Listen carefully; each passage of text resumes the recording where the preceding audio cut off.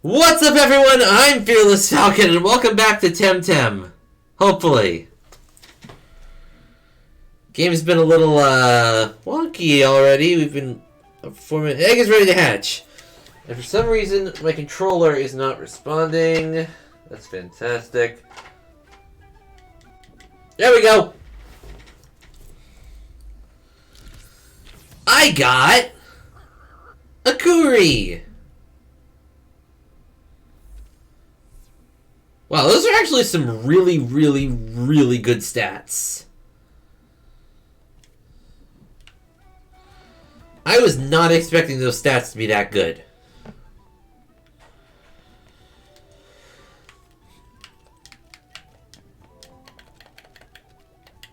Sure, we'll keep it.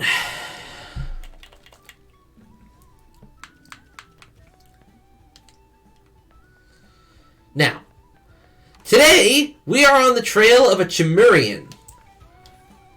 Chimerian is a ostrich-like Temtem, or perhaps Roadrunner-esque, grass/crystal type, and I have a radar going. That means that we need to continuously catch or kill these Chimerians as they show up, and we might have a shot at getting a shiny. Luma, whatever.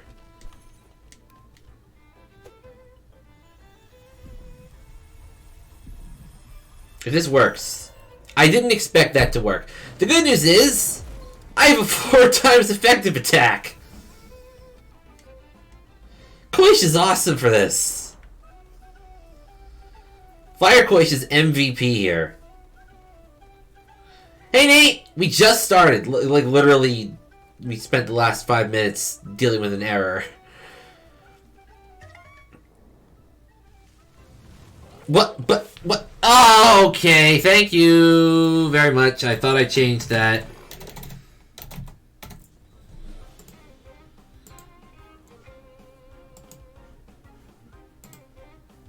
My bad.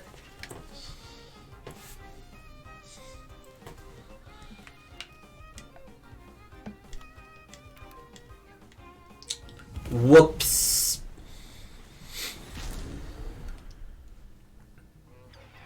No, today is a me day, and that means we are playing the Temtem. And we are Luma hunting.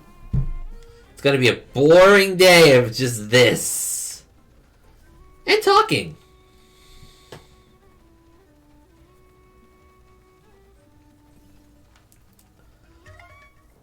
Unless we find a Luma, in which case I'm like straight flying off the walls. I thought you said you were reading mangoes for a half second.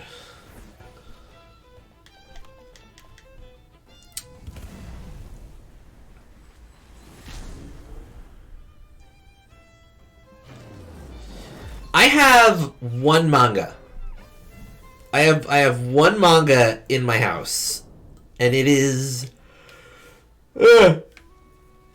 a retelling of Pokemon Red and Blue Rescue Team for the Game Boy Advance and early DS. It was called Genji's Rescue Team, and it was about this kid named Genji who wakes up as a Torchic. It was really well written. It was really well written, and it followed the games almost to a T until the Groudon fight.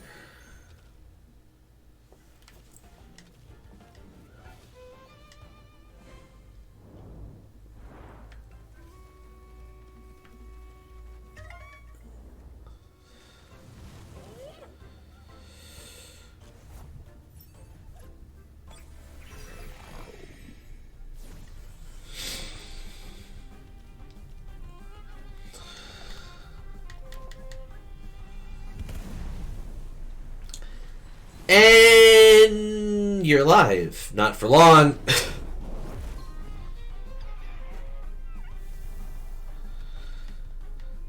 Thing is, these guys are just going to keep getting a higher and higher level until we're fighting level 100s.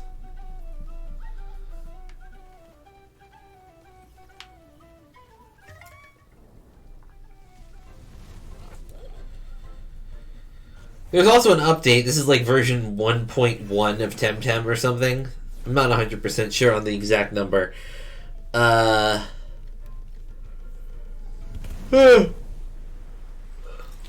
But they fixed a couple bugs, which is always appreciated, and they added, they made the Tamer Pass a lot easier to get the stuff in. Like, I was level 6, and now I'm level 25.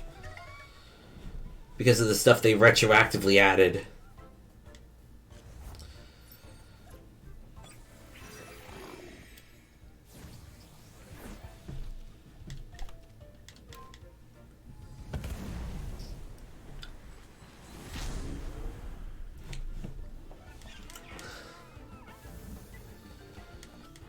I'm just gonna keep knocking guys out, and we're gonna keep seeing new ones.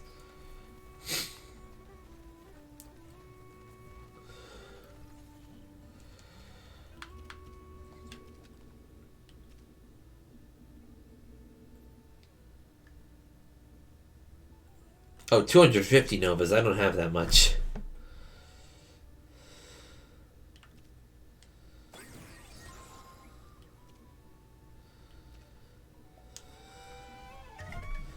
Novas are a premium currency. You either earn them through special activities or just straight up buying them.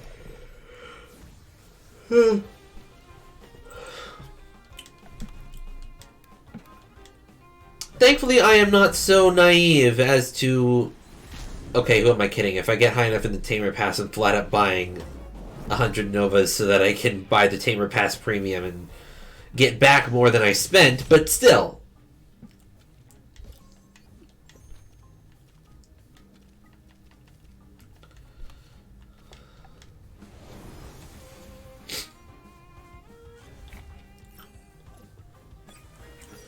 Swapping to Morganite.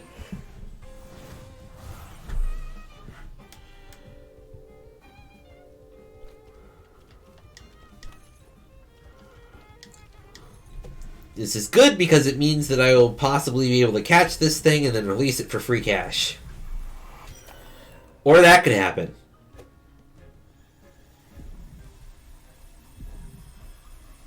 As I was saying, I could potentially catch it for...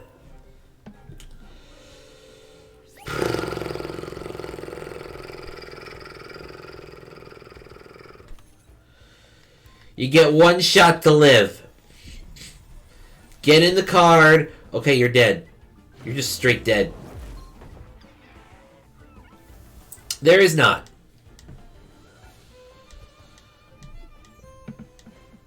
Granted, there's only 151 Temtem, and you can get all of them.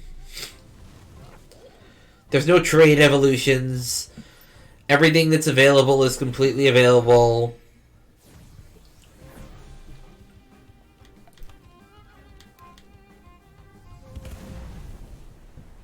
That's how many Temtem there are, 151. I mean, there's the Steam achievement.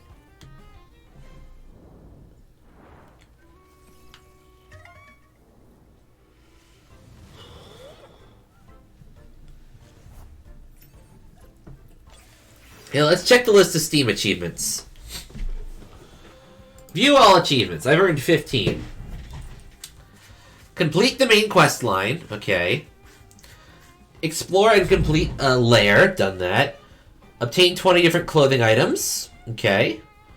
Wear a fully dyed clothing item in each slot. Have 99 of one item in your backpack. Capture a Temtem in the side park. Complete 3 parcel deliveries in one day. Show a 5 out of 5 quest before showing a 4 out of 5. Capture or hatch or otherwise obtain a perfect Temtem. Same thing but with a Luma. Ring the bell in any elevator.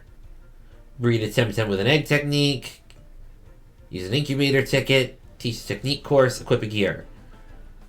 Defeat each one of the dojo leaders in a rematch. That's 1, 2, 3, 4, 5, 6, 7, 8. +1 for doing all 8 of them. One achievement for each of the 6 altars on each island.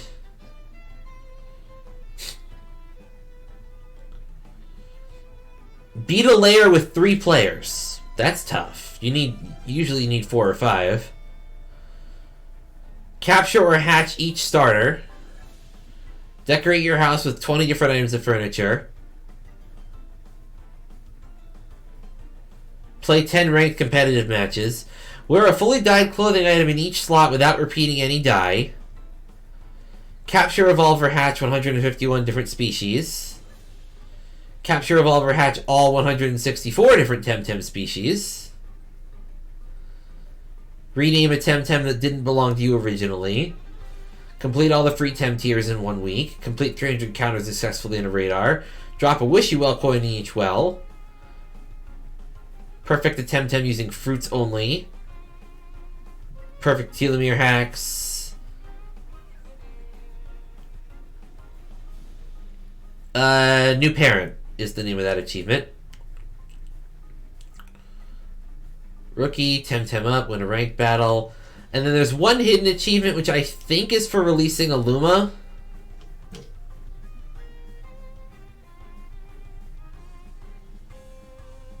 Oh, no, it's for having one of each 2Y evolution in your party. So all 6 2Y evolutions at once. You do get a special emote, though, for crying if you release a Luma.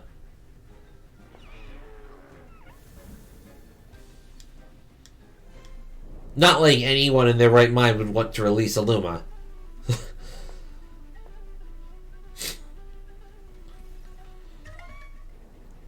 I've been playing this game since January 1st, 2020, and I've only ever encountered 4 Lumas. I'm not about to release any of them. They're all really important.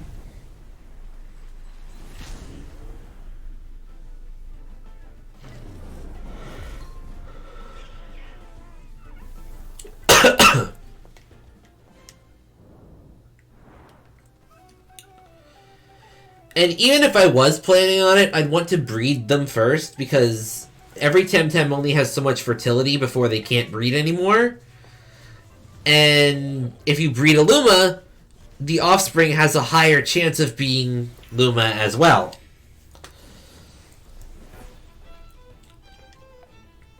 And Lumas sell for a lot of cash. There's actually like an auction house on 3 different locations, and you can, barter and bet on Temtem. Heck, we could go do that. Anyone want to go crash an auction?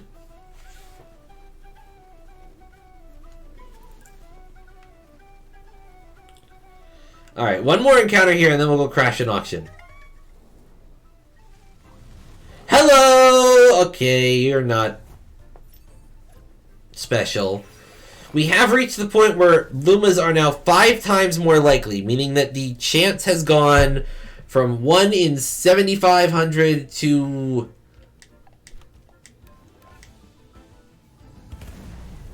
1 in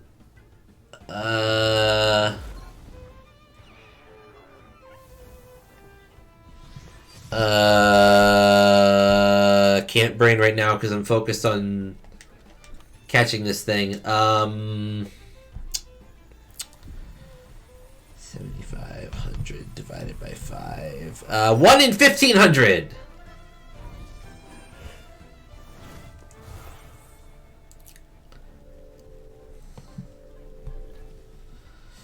And once we knock out 200 of these suckers, the last 100 encounters will be like 1 in 750 odds.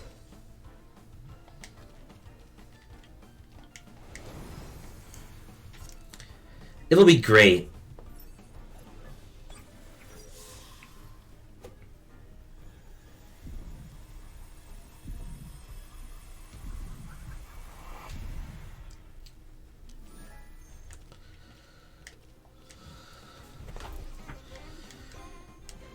Oh, hey, Morganite leveled up.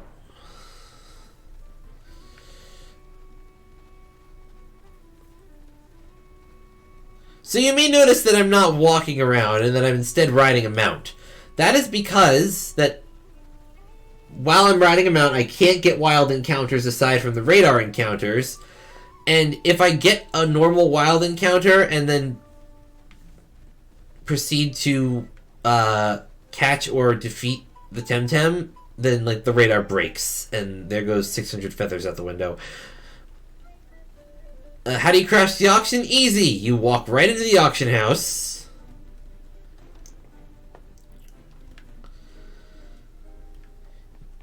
You walk over to any of the bidding terminals and you go, "Hello! I would like to browse what's available."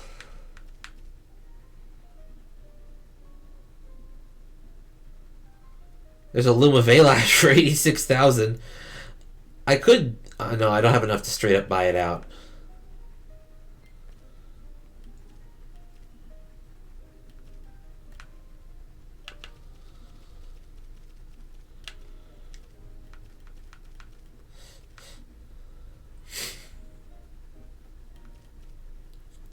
Honestly, I would rather hunt the Luma myself.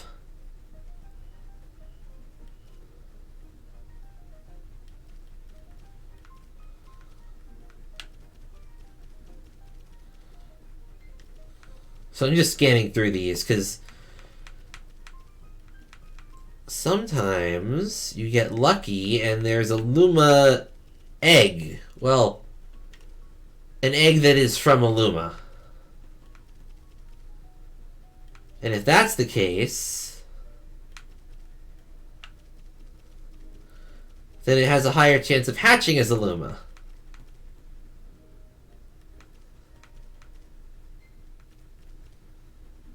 Rolder, Jarrod, a nearly perfect FOMO.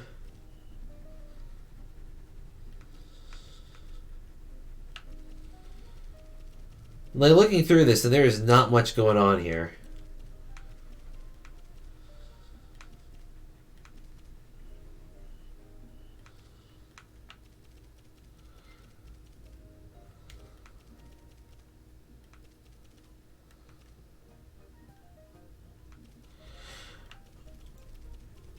Well, yeah, but I can breed those myself. I know how to breed a perfect. I've bred a perfect.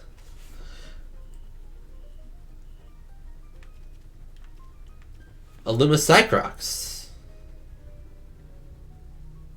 Very expensive. It's like I want something cheap. Let's go to filter. Let's say egg, yes. Okay, filter that.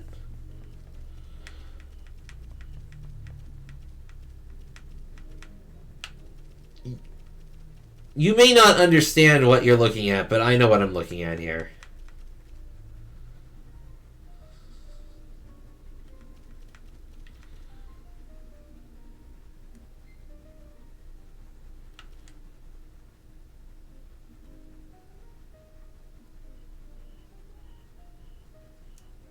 This I might actually be willing to gamble on. Maybe.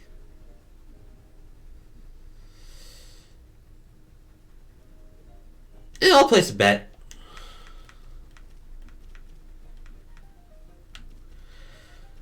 So generally, it would depend on the species and how rare they are, and also whether it has one Luma parent or two Luma parents.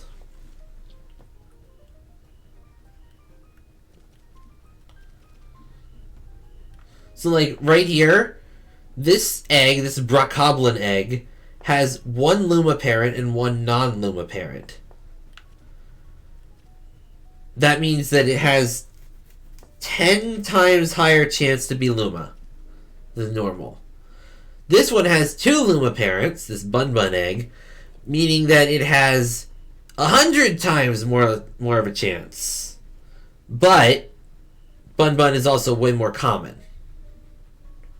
It's also worth noting that it has lower fertility. The stats aren't locked in place. I'm probably going to get outbid on that, but it'll show up on my alert screen that I got outbid.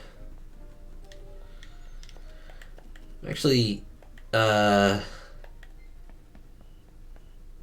Ugh, I put that in for too long.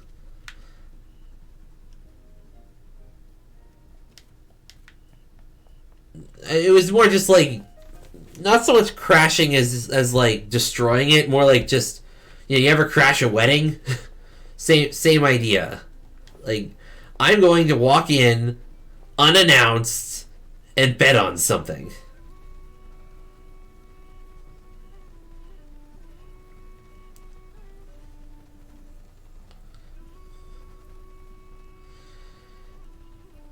It's also worth noting that, and I appreciate that they do this, if someone bids on an auction that is less than 2 minutes remaining, then it immediately resets to 2 minutes.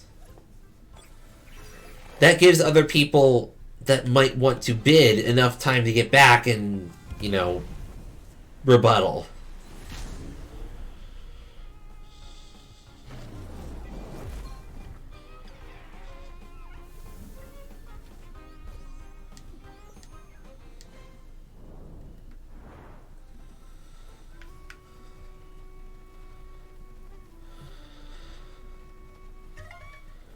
But how much you're willing to pay for it and how much you're willing to sell it for depends on, what Temtem is it? How rare is it? What are its stats? Does it have any special moves? It's also worth noting that I can't set a bid. It got, like, increments in, like, hundreds. So, like, if you've bet 300, I can't say 301. I just say place bid, and it automatically drops 400.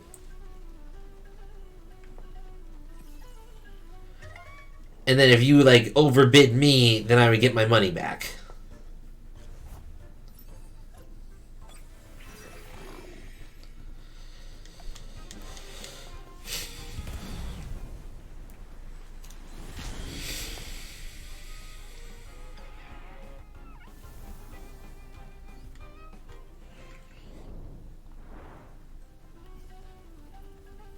Yeah.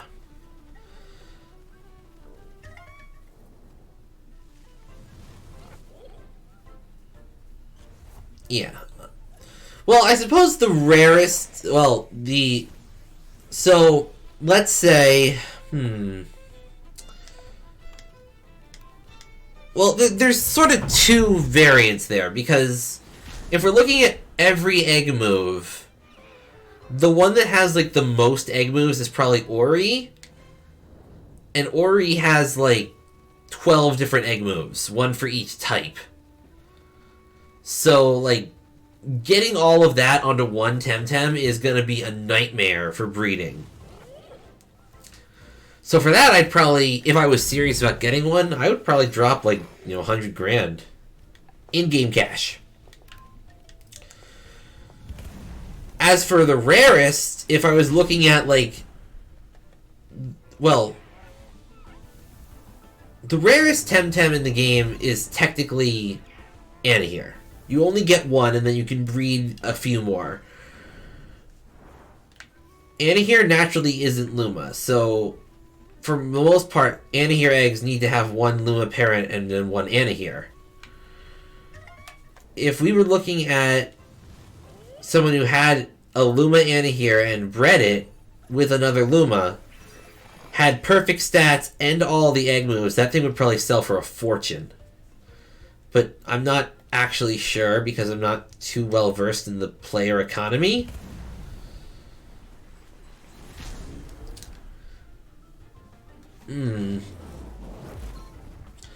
I'll be honest, I'd probably pay like every cent in my in-game wallet for that kind of thing.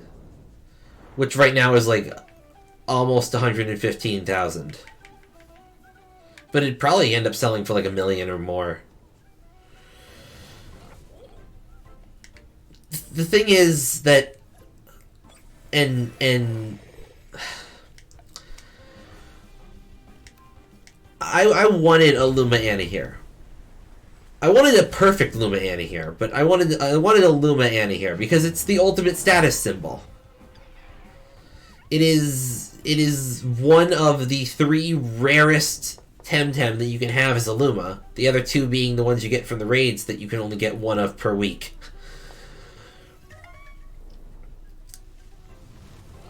And when I got my Anna here, I actually researched how to breed it. And I researched, like how to get the stats right. And I succeeded. I bred a perfect Anna here. I got the right stats. I got perfect stats. I got the right trait. Didn't get any egg moves. But, like, I got everything right. And I didn't get a Luma because I wasn't breeding with other Lumas. Actually, I take that back. When I caught Bucky, my Luma Bun Bun, I did breed him into the Anahir line a bit to try and get a Luma. But I still failed. I wasn't surprised that I failed. But, like, I've always wanted to get my hands on another fresh Anahir so that I could try again.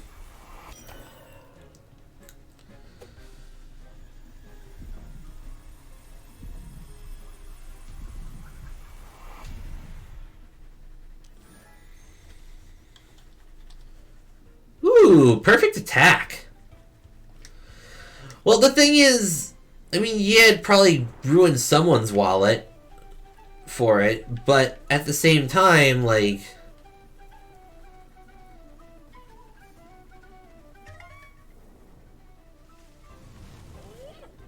it would only be able to be had by one person.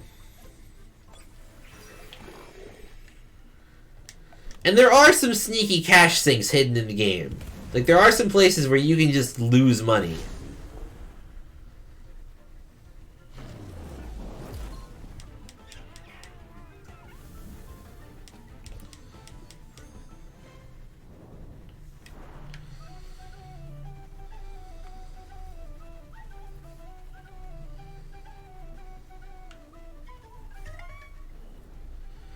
Is there any pure flexes I have?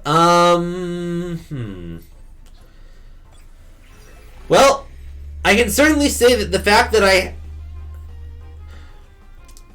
Bucky was my rescue Luma. He was my first Luma, and I caught him on the day before Luma odds got worse. So, way back in ye old days of yore, before the pandemic had fully gotten into swing, and it was January of 2020 or whatever.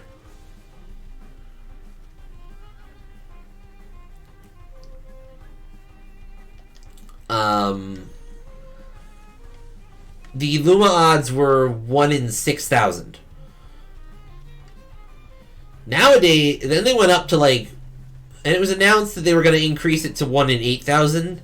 So I spent the whole day before that update searching for a Luma. Like, I was just spamming encounters and running away. And there's every achievement name in this game is a meme, pretty much.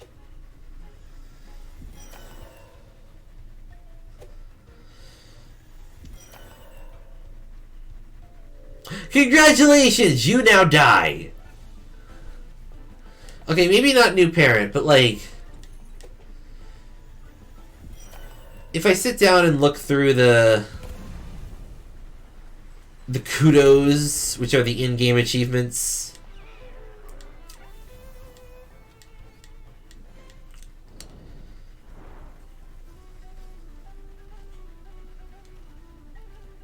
here, let's look through the kudos. Some of them are just basic.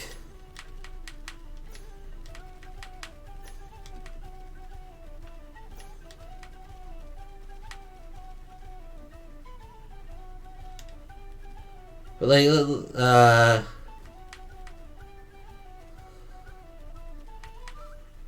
let me in. Let me in. Let me in.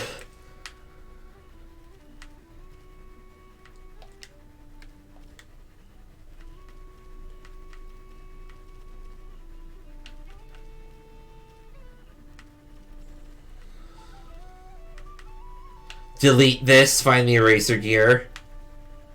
Rip and tear. Ice Ice Baby. Can't touch this. The Dennis the Menace reference. Delete that. Taser meme, haha.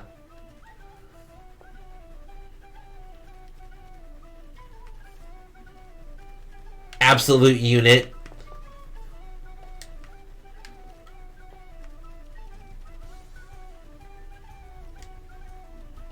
I'm in danger. Like there's plenty. Ah! No! Hold the phone. Did you see that? You all saw that! It was yellow!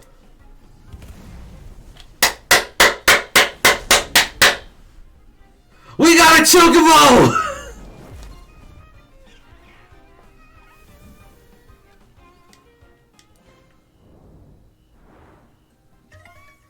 No! Hold still! Get back here! Please! I need it! I didn't drop almost 1,500 feathers to just have it run off on me like that! I want my yellow fluffy bird meep meep. Stop blocking me! Stop blocking me! Oh my god, stop blocking me! I can see it between battles. Like, I can just see it. It's just like at the bottom of the screen. It's just like...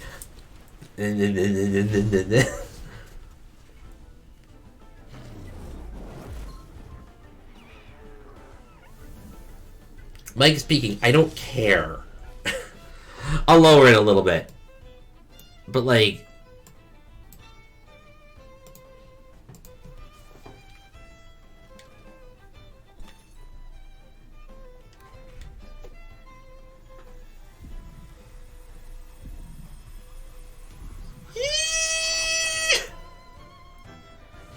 I've waited all day for this!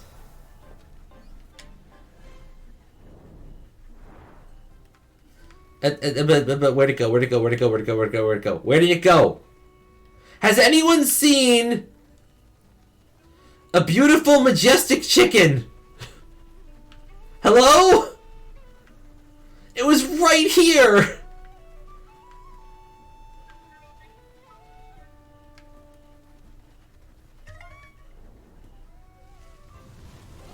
There it is!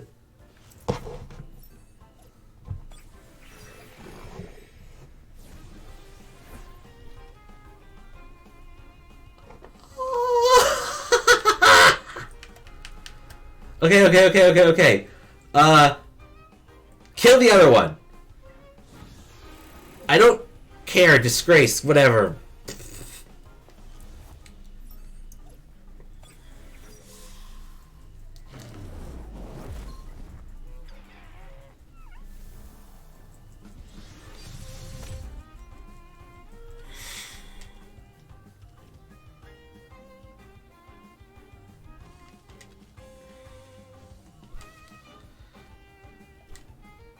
Okay, I have 49 Tem cards, and then like a significant number of Tem card pluses and Tem card plus pluses.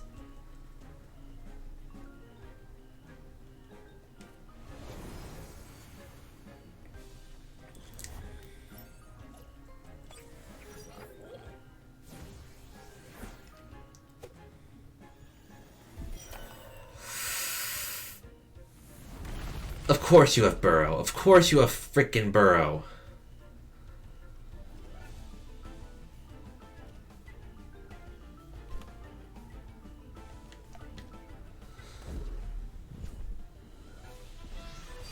Of course I'm gonna breed the damn thing. It's male. That means I might even be able to breed it onto one of my old Anahears.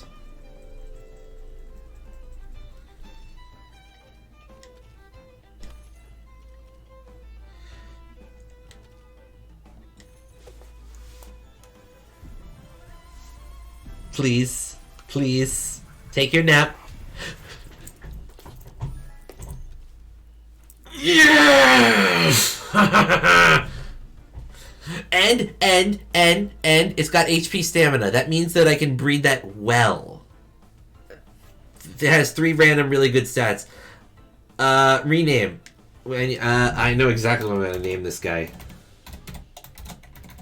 Meep meep.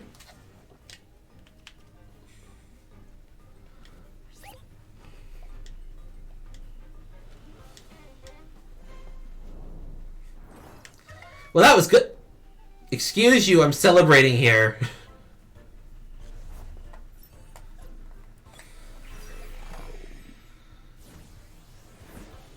It's like, stop everything.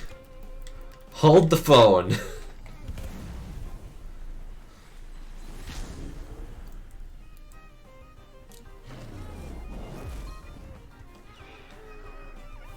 It's like, that's it. Pack it up. Everyone go home now.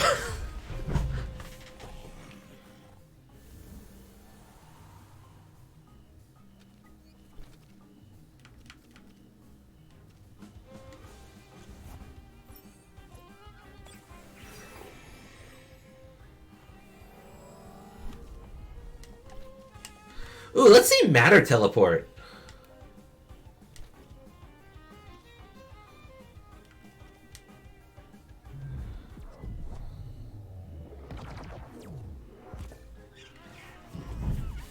Oof. Thankfully, there is not a... Well, there is a self-destruct move, but I don't think Temtem will use it if they're wild Temtem.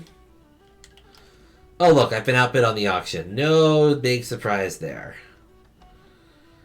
It's like, hang on. First up...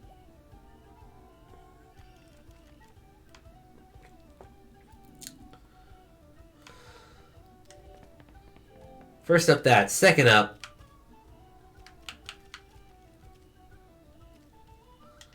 This guy can go over here, or whatever.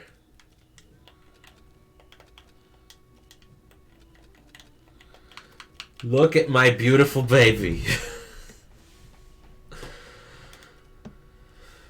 Okay, details.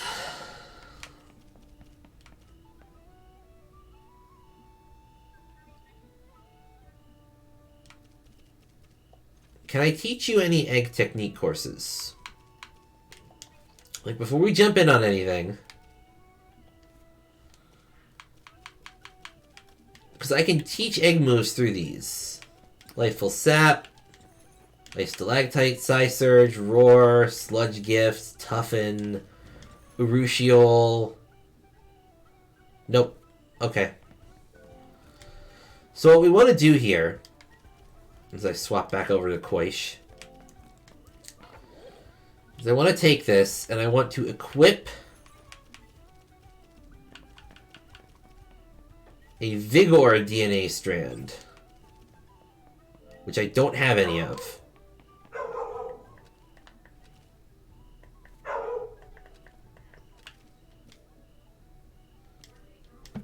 We're going to the breeding center. Hang on. Just everyone hold on. Is my mic still peaking, by the way?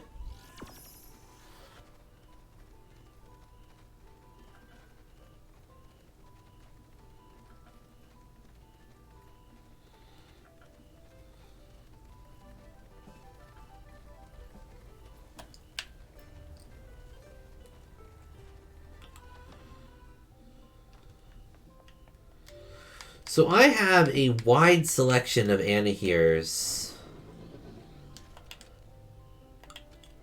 almost all of whom are near perfect.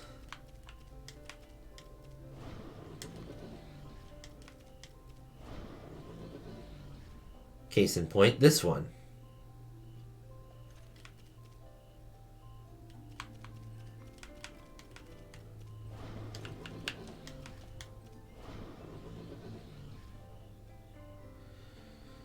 Okay, I think this is going to be our best bet for breeding.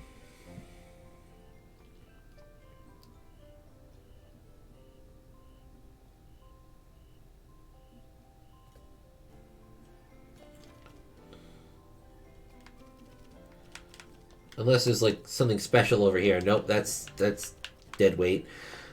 Alright, so this is our best bet right here. Also saves me some money. So I need to buy...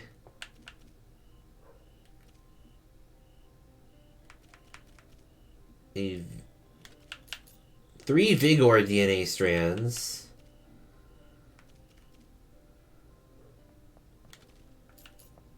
3 immunity DNA strands, and I think that was correct.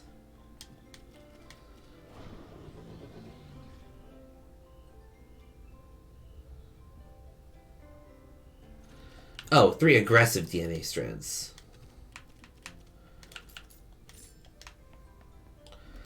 Okay, so now what I need to do is I need to put these guys here. Well, actually, I should put them at the bottom of the party, frankly.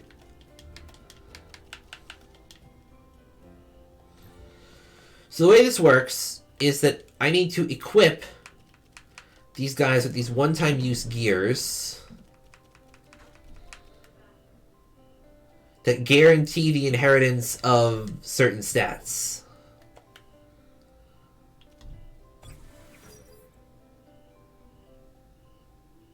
Beautiful. It can be complex at times, but there's no egg groups.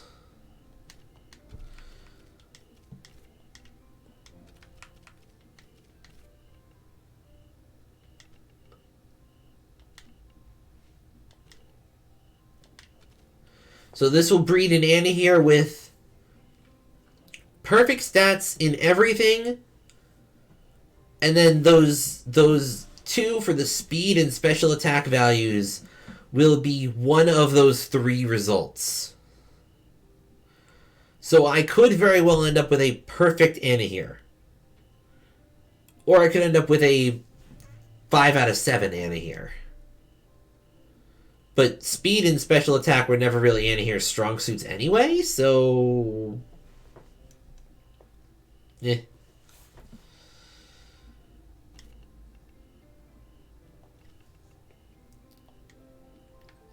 And they should show up in the back there. Yeah.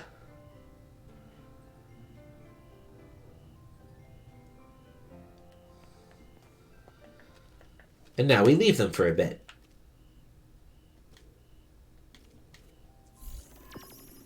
We'll come back to that later.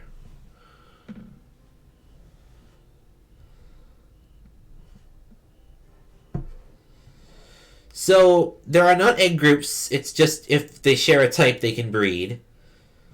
There are IVs and EVs. And there are egg moves. That being said... where's I going with this?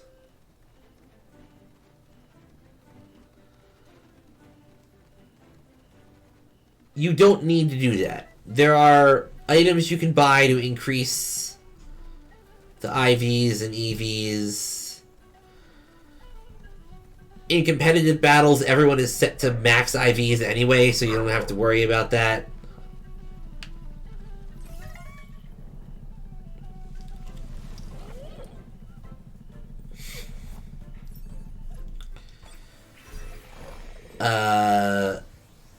There are special items you can obtain that can teach egg moves.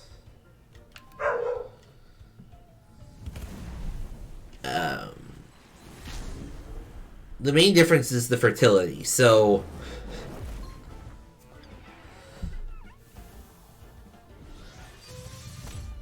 So every Temtem can only breed like 7 times or something.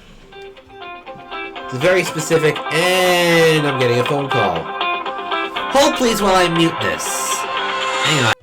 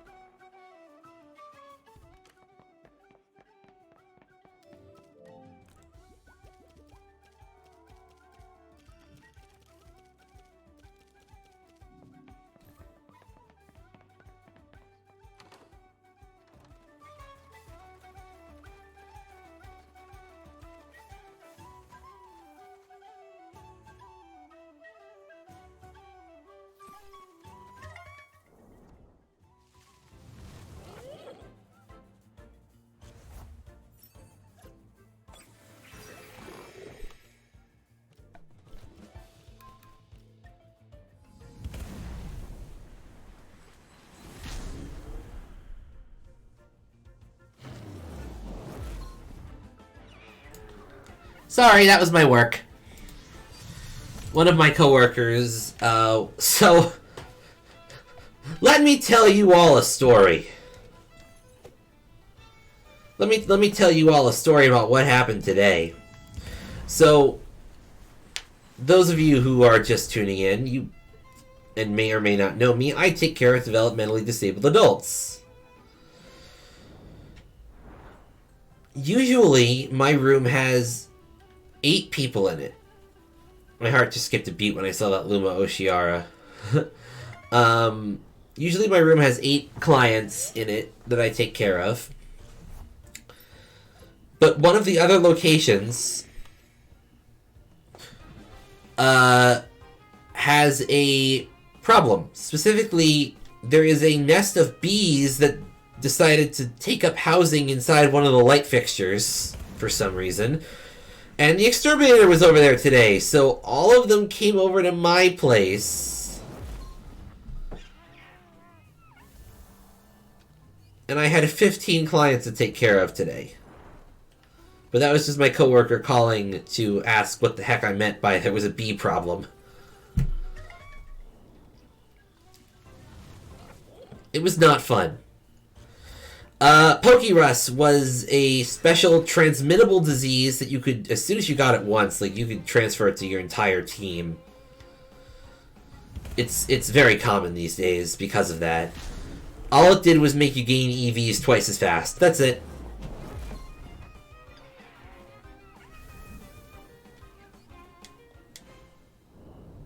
That's all.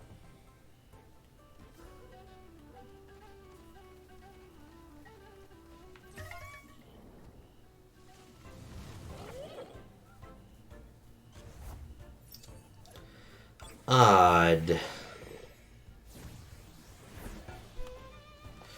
Well, let me check that by tuning into my own stream and cranking the volume.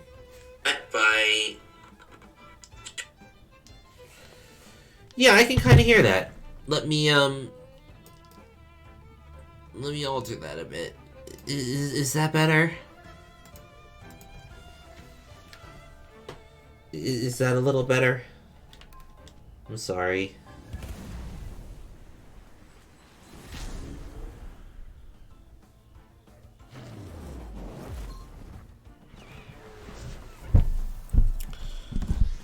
Isn't there like a gain on this thing? Whatever. It might just be my... It might just be my voice as well.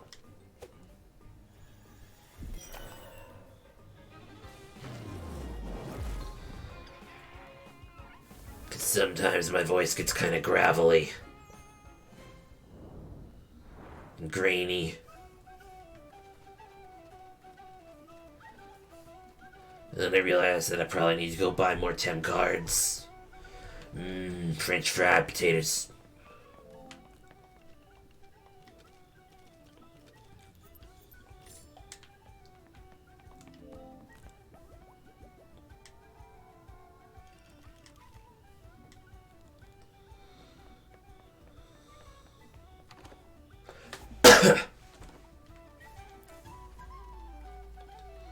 Start the radar.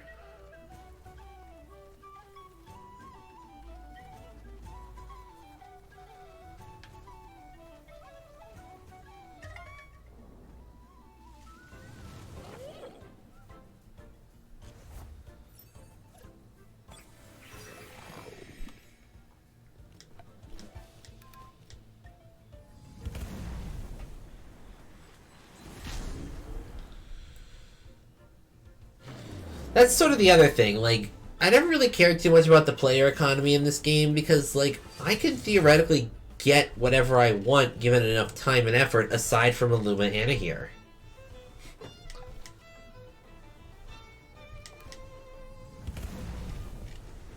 Try reloading the stream, see if that works.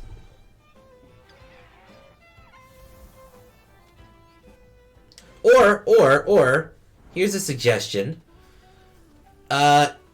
We have a Discord. You are on our Discord. You know who else is on our Discord? My moderator, Cobalt. Go on the Discord, ping Cobalt, and say, hey, Can you tune into the stream for a moment and say and let me know if you hear this weird buzzing noise?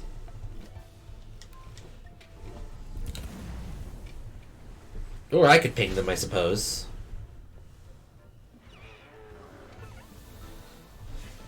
Here, I will do it. I will do it then.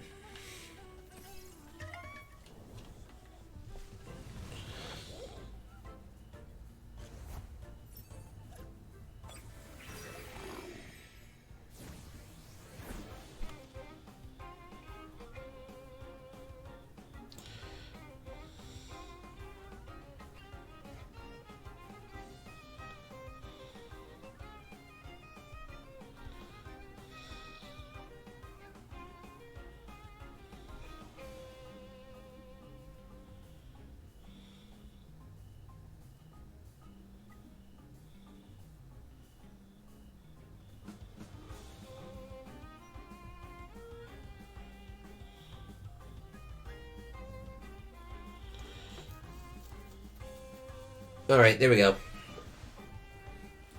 They should be here eventually.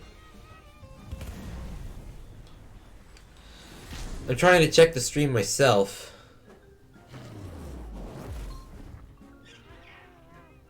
Oh yeah, Koichi even does like a little clap clap because they're like supposed to be a Spanish dancer kind of style.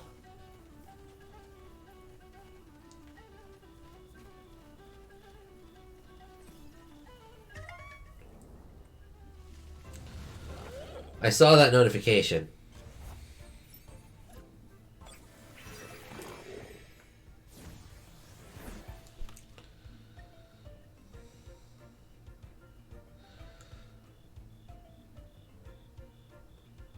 Like here, I'll just hold still for a second.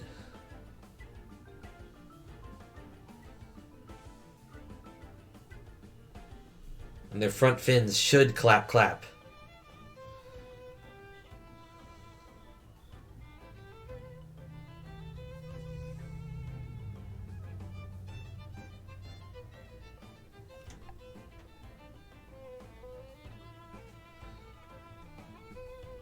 Okay, might have been that I had to replug my microphone. Thank you, Cobalt.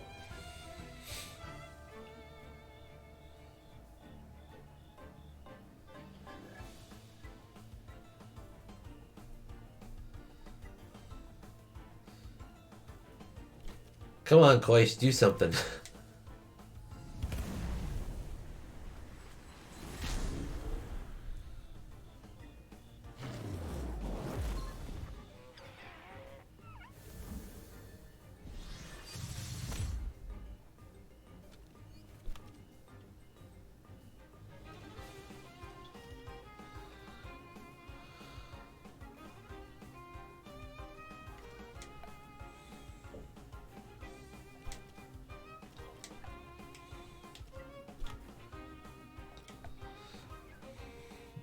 Do the thing.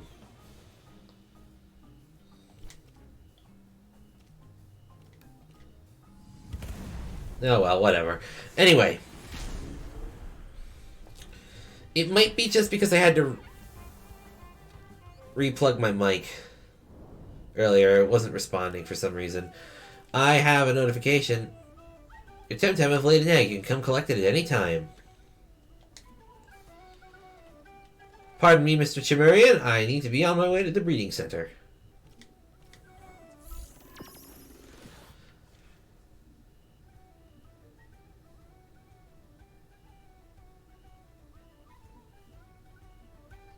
The funny thing is, like, if you look at what Bucky is supposed to actually look like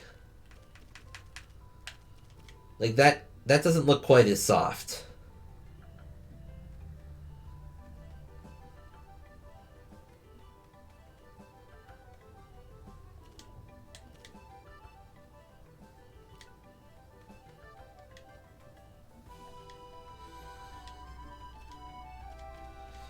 Gym rematches require a competitive team. I don't have a competitive team on hand at the moment. Unfortunately, I need to actually sit down and make one.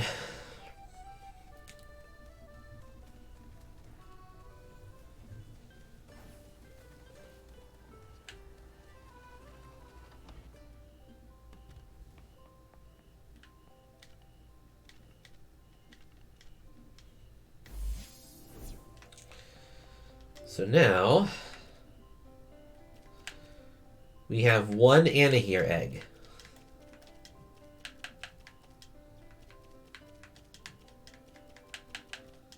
That I could probably sell for a fortune.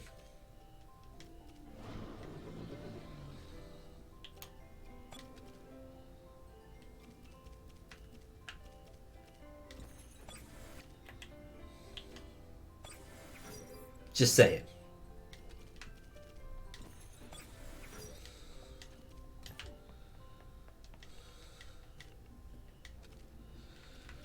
So my sort of plan here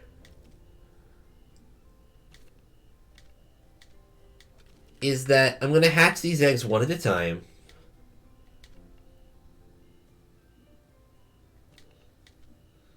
Unfortunately, I have to wait for it to hatch. So, looking at the egg, I can tell you that since it has one Luma parent, it has 10 times the usual odds to be Luma.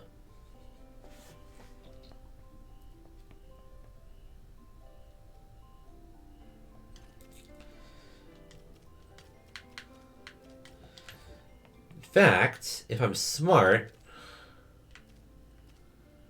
I should use an X incubator ticket to boost the chances of it being female, so that even if it's not Luma, I can breed it again.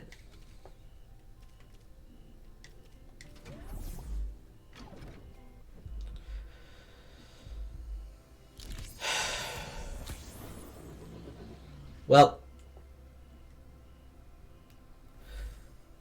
I'm not surprised. Wow, actually, I'm surprised. That is very, very good stats. Almost perfect.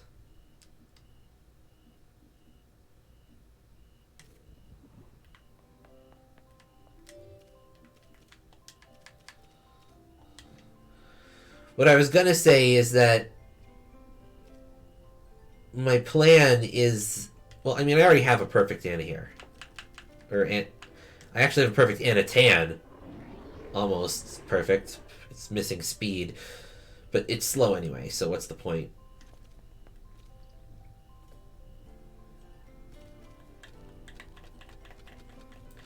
And I do actually have a perfect Anna here.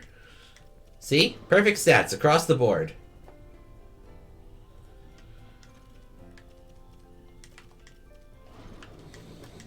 Actually, I have two.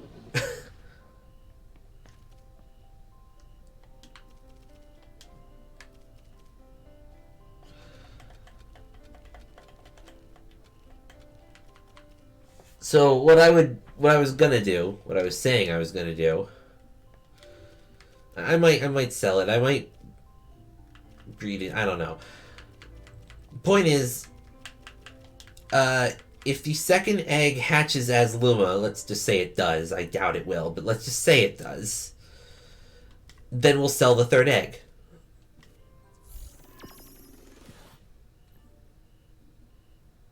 Or what have you. Or we'll...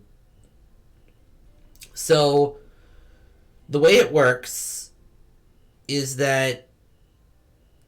Let's say you have, I don't know, let's say that you have one Temtem with a 0 in every stat and one Temtem with a perfect 50 in every stat. Let's just say for that random, for just the setting.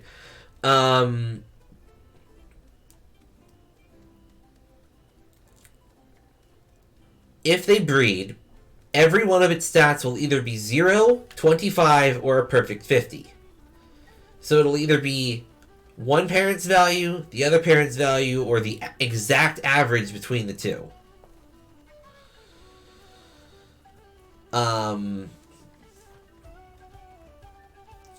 There are one-time use equipments called DNA strands that can lock one or two stats. So here's the difference. Let's say that I wanted to sell the Luma we just caught. I don't know, for some reason I catch another Luma and I decide, you know what, I don't need the first one, we'll sell it. It would not sell for quite as much because actually it would probably sell for about as much as the egg. Even though the egg would be a significantly smaller chance of being Luma, about 1 in 700, the egg would have the buyer marked as the original trainer. Only the original trainer can alter the IVs of a Temtem. The only other way to do that is to soul bind a Temtem.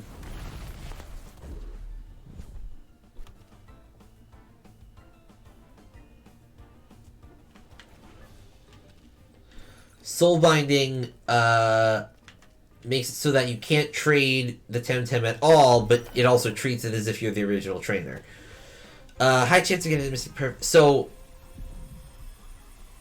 here's the downside. You see that little tree there, Cobalt, right next to the trait where it says disgrace? That little tree with 6 leaves, a stem, and 1 leaf blacked out? That is this Temtem's fertility. Every time it breeds, it loses a leaf and then eventually the stem. And once they're all gone, it can't breed anymore. At all.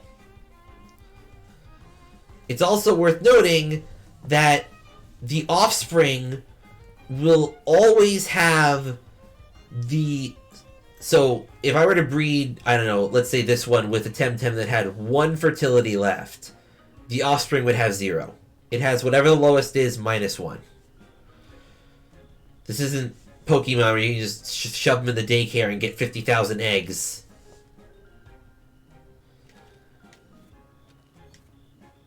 You can chain breed. It's just not recommended because then you're losing out on potential fertility. If everything goes perfectly right, so Temtem with 1 perfect stat in the wild tend to have 1 less fertility than full. If you breed everything perfectly, arrange all the little numbers so that everyone has perfect stats down the line, the earliest you can get a perfect stat Temtem, aside from just luck, is, I think, with 3 fertility remaining. Maybe 4.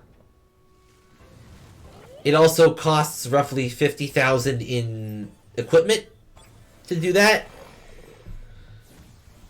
And then you've got like this huge network where you gotta pray that like each one of them gets the right gender, and then it's complicated. It actually is worth it because if you breed 1 perfect, then you can easily breed like 5 or so from the same breeding chain, network, whatever you want to call it, and then you can sell the other perfects. They might not be Lumas, but you can certainly sell them. Lumas are guaranteed to have 3 random stats perfect and no stats below 20, making them insanely useful for just starting. Thought my phone rang there.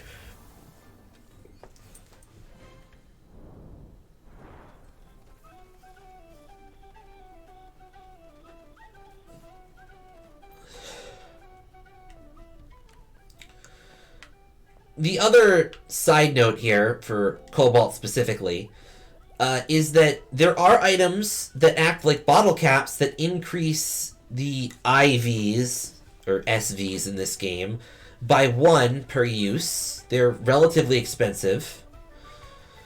They're one-time use, they're expensive. They only work if you're the original trainer or the Temtem is soulbound. You have to buy one that costs like 3 times as much to get it to work on a Luma. And anytime you use one, their fertility drops by 1. So usually it's best to breed the fertility out before you start messing with their DNA. I have actually had at one point a competitive team that was set back in the Chipanku update, which was Island 5.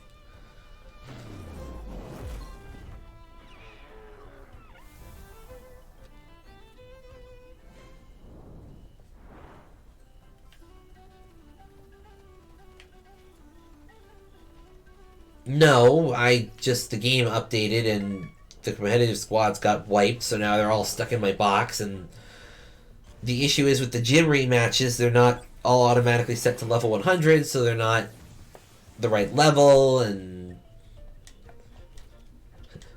Let's put it this way, if I walked into a gym right now, like, I gotta move I gotta move my face so that you can actually see the levels. But like, look at the level difference between Bucky and my Koish. If I were to walk into a gym with this team, every one of the opponent's Pokemon would be set to 97, I think.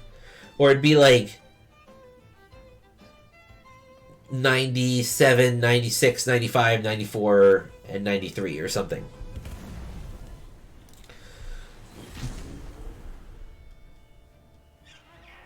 Point is, you need an evenly leveled out team, which requires lots of grinding, which I can do. I don't mind doing it. I just certainly can't do it in one stream. That's for off time. That's for later Falcon to worry about.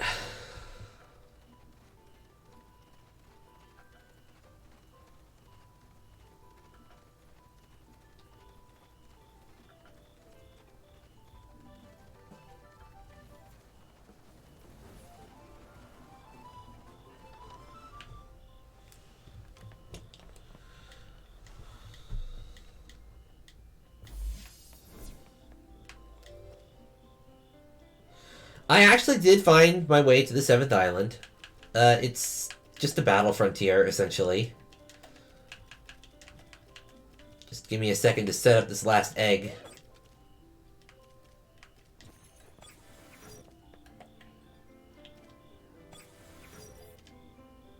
Oh, you're out of fertility. Hang on. I guess you can go over here with the others. Usually I don't chain breed, but if it's for an Annie here, I'm willing to chain breed.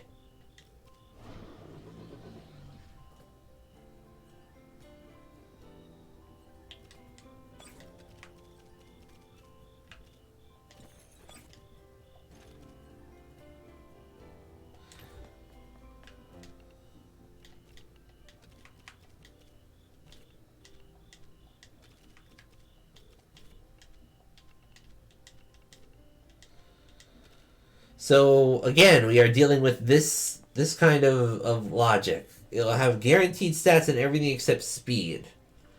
I can't get this. This is the best possible outcome I can give for this egg. Now, please give me a Luma. I love you.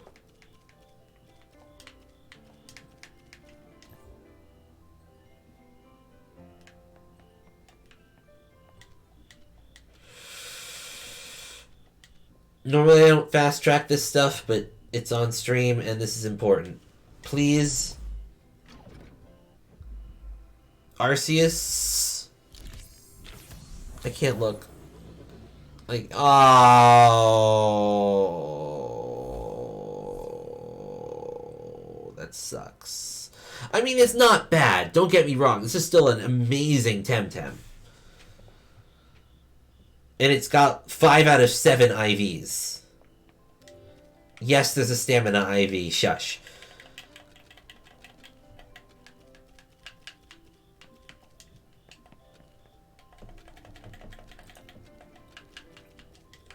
We've also got the game's Ditto, Mimit.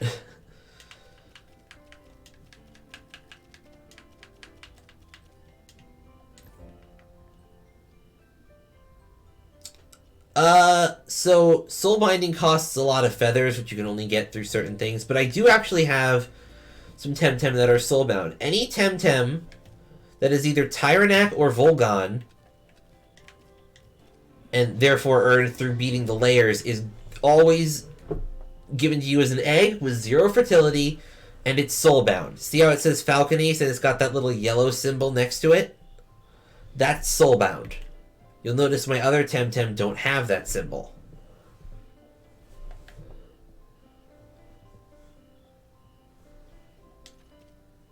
Wait, hang on. 1, 2, 3, 4.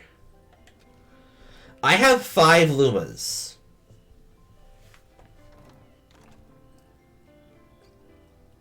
Well, why would I? I'm the original trainer. There's no... The only benefit from Bucky being soulbound is that I would lock myself from trading him away accidentally. And I'm not going to trade him away.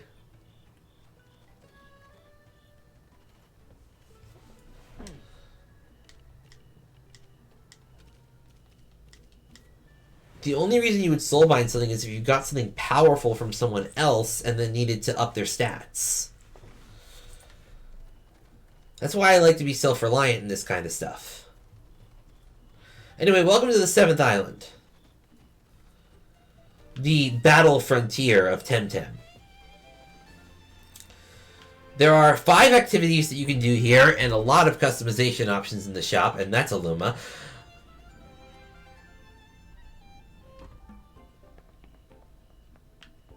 This is actually where you can get soul binding stuff. The soul binder costs 1,300 feathers.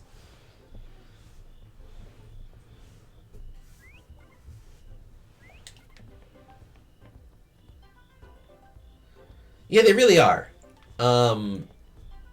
It's also so that you have to prove yourself in the lair. This person sells enhancements for stats, or yeah, here we go. Telomere hack, special attack. Adds 1 IV to special attack and reduces fertility by 1. Only works on non-Luma Temtem, and if this Temtem is either soulbound or you are the original trainer. It's worth noting that if the fertility is already at 0, it won't drop below 0. Thank goodness. Some people were worried at first that it would actually kill the Temtem. There's also hot fixes that add 1 and work on Lumas. But they cost over 3 times as much as the hacks. And there are also telomere bugs which subtract IVs.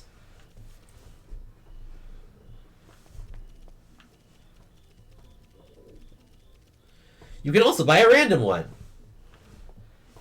for significantly less. This guy sells radars. We've been doing radars right now. They help you find high stat and potentially Luma Temtem.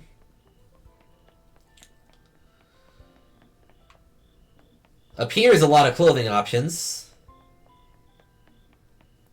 And over here is a lot of furniture for the houses that you can get.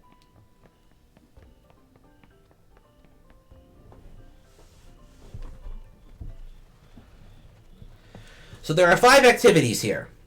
The first is the Digilayer. The Digilayer is mandatory 2-player co-op, so you can't exactly do it alone. Also, Cobalt, if you ever get back into Temtem, just saying. The rewards for the Digilayer vary on whether you complete it or fail it. If you fail, you get a certain amount of feathers, depending on how far you got. You can also set the difficulty beforehand, and you are also asked to select one unevolved Temtem. If you beat the layer, you get that Temtem as an egg, and it has, depending on the difficulty, a significantly higher chance of being Luma, anywhere from 1% to 5%, depending on the species and how high you set the difficulty. Over here you have the Tem Safari. Tem Safari throws you into a wild encounter against 2 random Temtem, and then the moment you defeat one, another shows up, and then another, and then another, and then another. And you only have some rental items that you can use. You have to last as long as you can, and you get feathers depending on how far you go. This is the Hall of Heroes. It contains statues of everyone who backed the Kickstarter at a certain tier. Moving on. It's also worth noting that certain Temtem are banned from the Tem Safari. Every time you enter, it's random which ones are banned and which ones aren't. Over here you have the Grit Arena. Similar to the Tem Safari, but it's more like the Battle Tower. You go in against more and more trainers. Over here is the Draft Arena. You pick 4 Temtem and give each a random gear, and then you go up against another trainer, and when you beat them, you are required to switch one of your Temtem with theirs. You get feathers depending on how far you go, but you can also bail out at any time to keep whatever feathers you got, or risk losing more, but not all, in the next fight.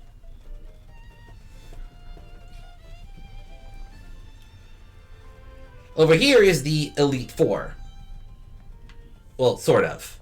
These are the 4 Arch-Tamers. I did manage to gather all 4 of them. You need to fight all 4 of them using the same competitive team. Sir, your whip lump appears to be frozen. In default. Lastly, over here we have the ever-shifting tower. It kinda acts like a roguelike. You start with one of 3 Temtem, and then every room has like some wild grass that you can catch Temtem in. I lost my Master Ball because of this tower. They give you some Tem Card X, which is the Master Ball, and then it showed up in my recently used when I was hunting in the wild, and I used it without thinking. I felt so stupid.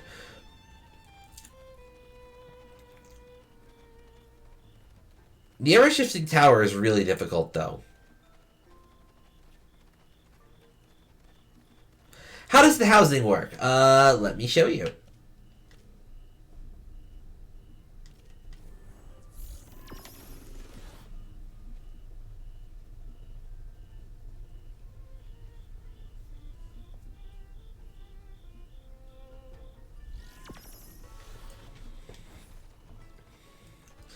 So first off, when housing was first released, it was a very long, annoying quest line. It ended up just being this really long fetch quest with like multiple battles in order to get permission to buy a house.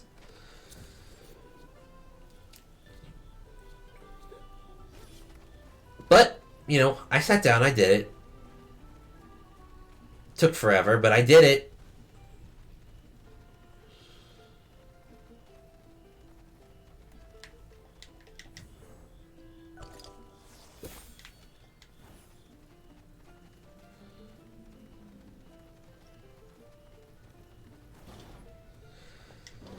So, down, up here on Soterior Omniessa,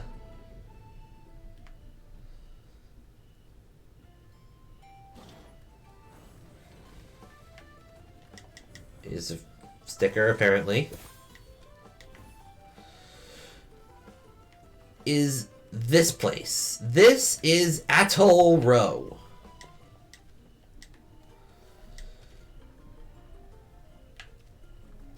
The neighborhood where literally everyone lives. And I mean that literally.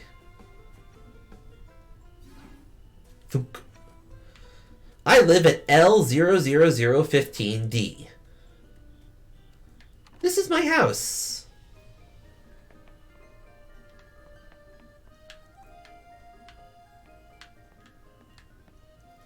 I decorated it myself. I can edit it by interacting with the mailbox. These are my neighbors. I don't know who they are, but they all have their own houses too. Duckman, Develair, and Bastille. But here's the other thing. Literally everyone lives on this map. And I'm pretty sure you can't change your house once you buy it.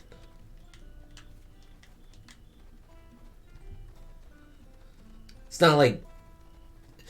Here's the thing. This thing goes all the way out to like... Someone actually managed to run out to 99999-Z and got like a one-of-a-kind nickname for it, called Wild Goose Chaser. But like this place goes on forever, so you might be saying, you know, oh, but how am I supposed to visit my friends' houses? Am I really supposed to just run all the way over there? And you go, no. You say, house search.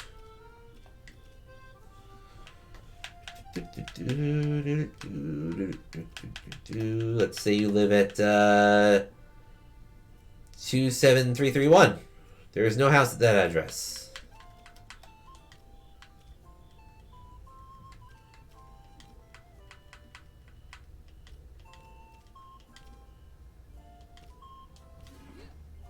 As long as you've got someone's number, off you go.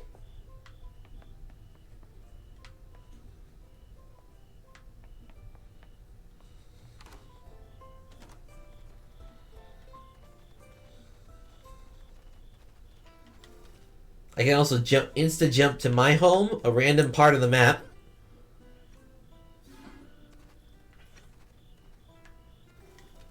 Or back to the basic plaza.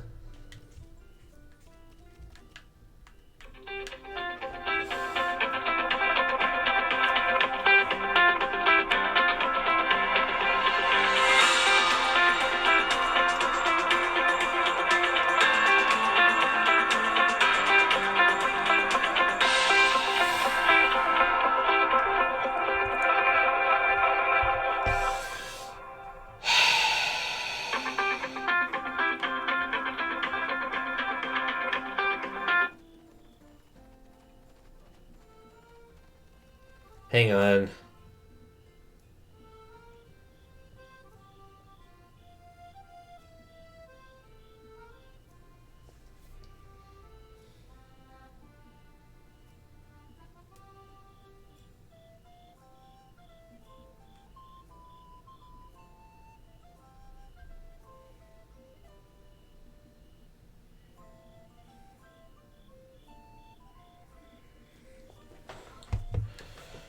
Alright, where were we?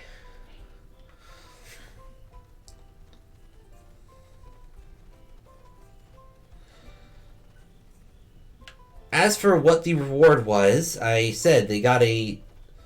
So, I can set...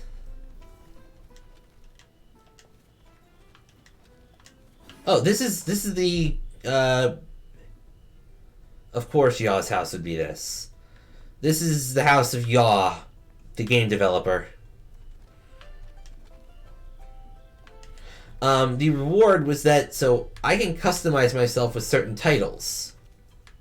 Everyone else will see Falcon Ace, Congressional Agent, or Falcon Ace, Pioneer. This person in question got the special title Wild Goose Chaser. That's it. That's all they got.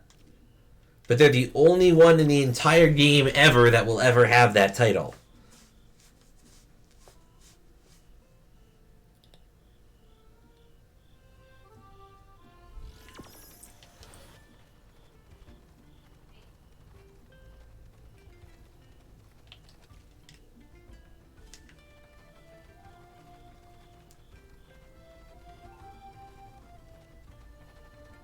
Mm-hmm.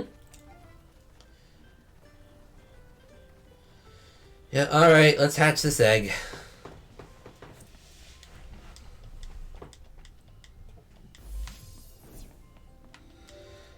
Another reason Yaw is very eccentric.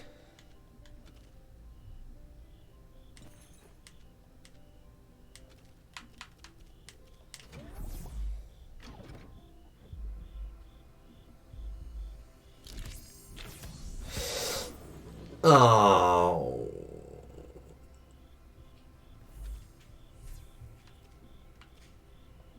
I mean, I'll keep it, but like, oh man.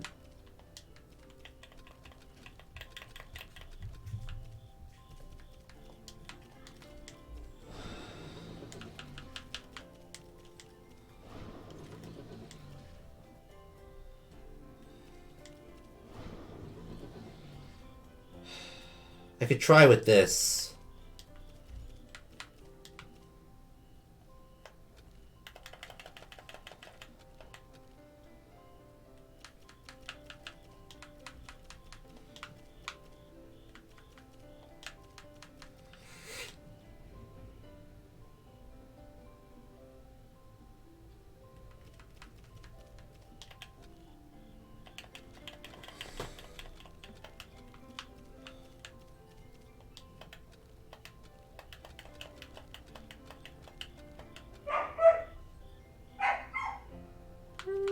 Oh, there's Morganite. Zoned out there for a second. Yeah, pretty much.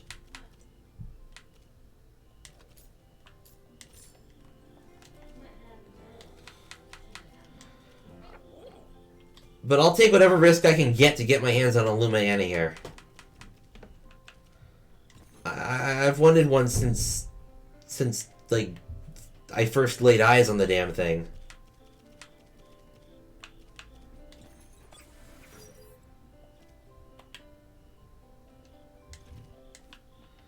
I'm willing to take the risk.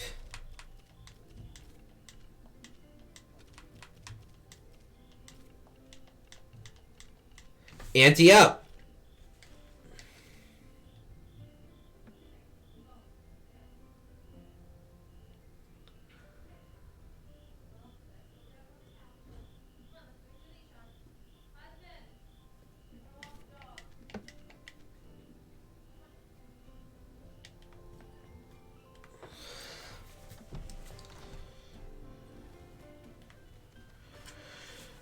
Honestly,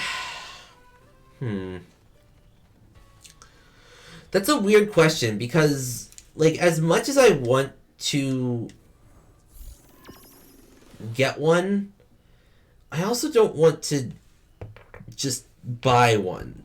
This is something that's been with me through, like, Pokemon in general. So let's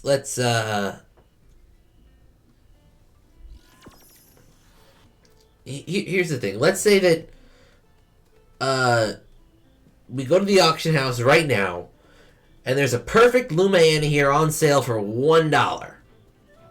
Only I can see it, and it's like, if I buy it, I get it. No strings attached.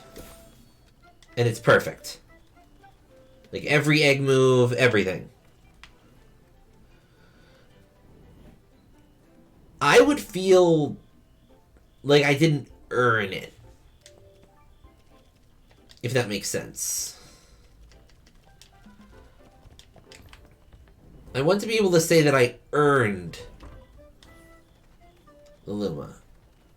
Yeah, anyone can go out and buy it with enough money. And in a sense, grinding for the money to buy a Luma at the auction house is a way of earning your way. But at the same time, I just really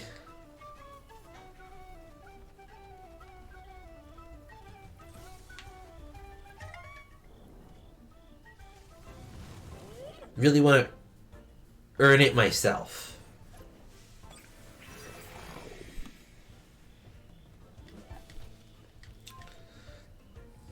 I mean, don't get me wrong. If a Luma Anahir did show up for like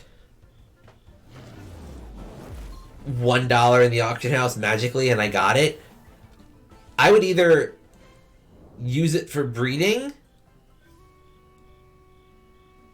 or like I would immediately flip it for more money. I could be like, hey, look what I got! And then immediately just get enough money and never have to worry about money again.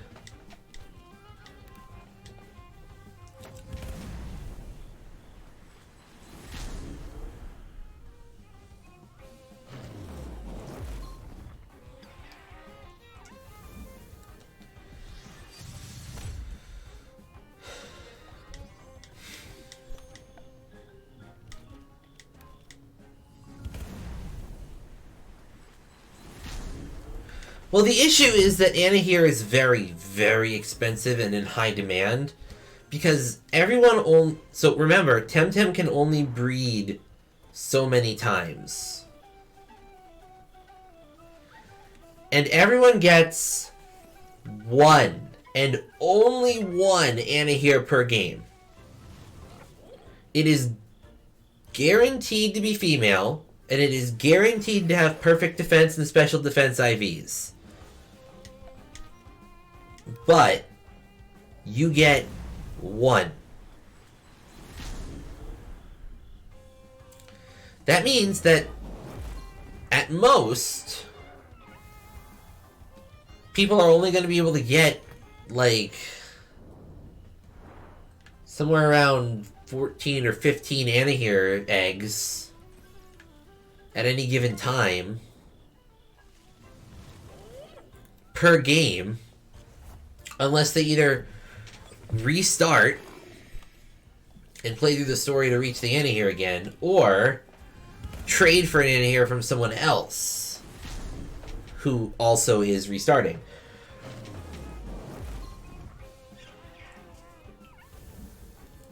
There is no way to easily get your hands on an Anahir, and as such, they are extremely valuable.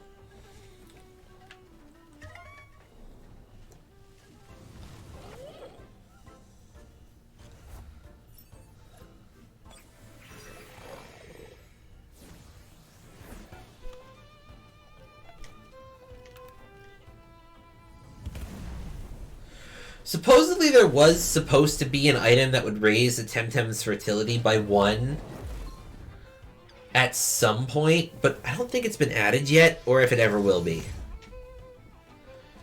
Kinda sucks.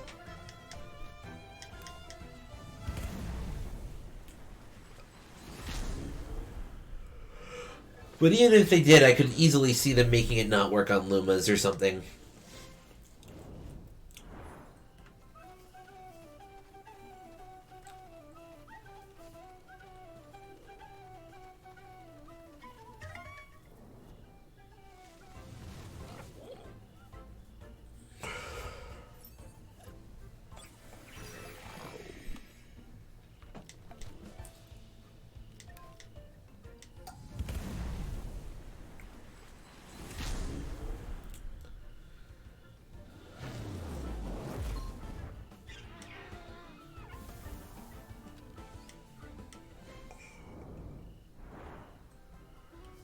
Let's see.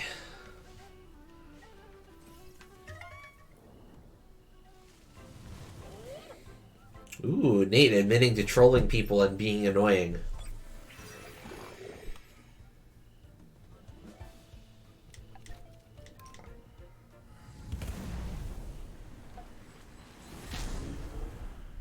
Meanwhile, Falcon continues to murder ostriches.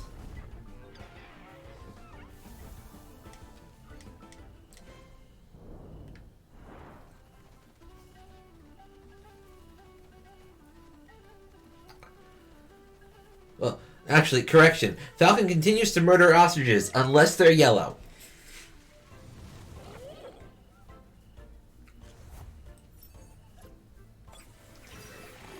I can't believe we actually found a Luma on stream.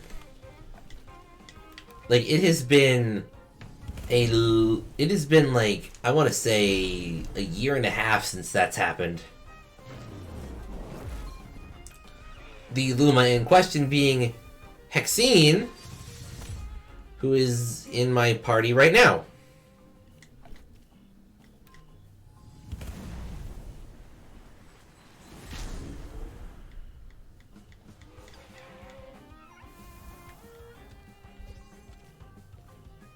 Oh, what did I just replace? What move did I just replace? I think I just replaced Bamboozle. Hang on. Other good thing about Temtem. All hail our Lord and Savior Pig Epic. This technique increases team special defense and heals the team by 15%. You can change moves at any time. Any available moves, including TMs. Or the equivalent of TMs. Anytime. You just change them. Granted, you can't change them when they're locked into a competitive match, but you know, between fights, if you think that you're gonna need to catch something versus go up against someone strong and you want to switch to weak moves, go ahead, open your menu and swap out the moves.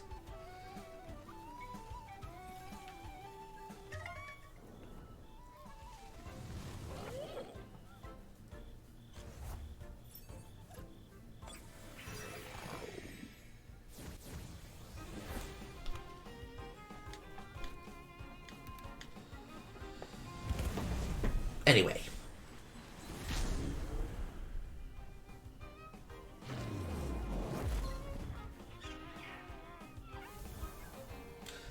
I could accidentally break the radar and I wouldn't even be upset. Like, I got what I wanted.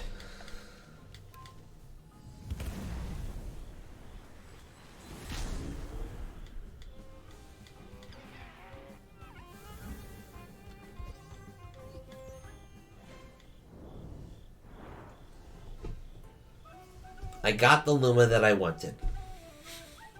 On camera! The only way that this could get any better is, if either we found another Luma Chimerian or got a Luma Anahir from one of the eggs that we're breeding.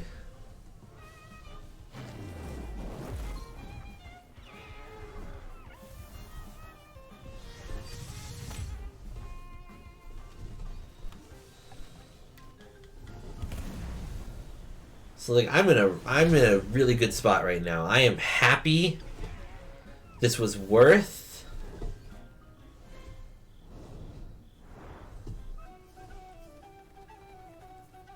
I am patiently waiting for the next egg in the Anahir chain to completely ruin my life and make me very depresso because I'm not getting a purple Anahir no matter what I try.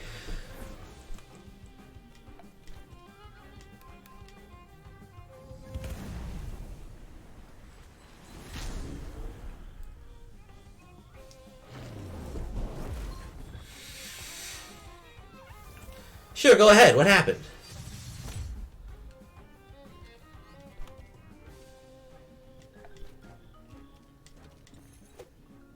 Did you catch a golden Chimerian? I did.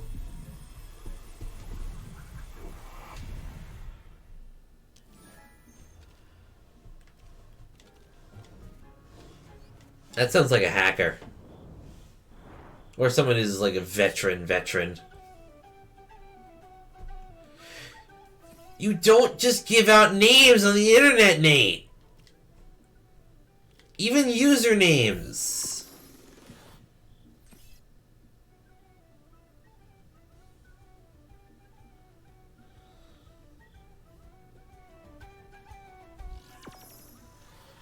Oh my god.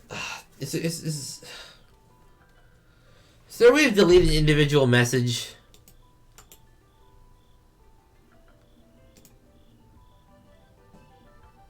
No, of course there's not that I know of.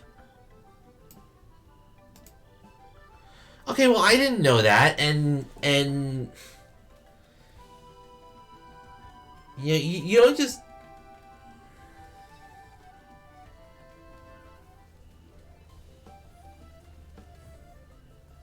Oh.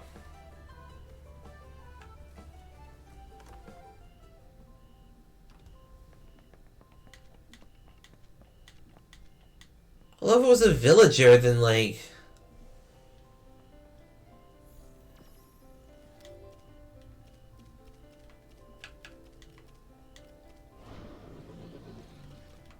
Well, that might have actually been their real name.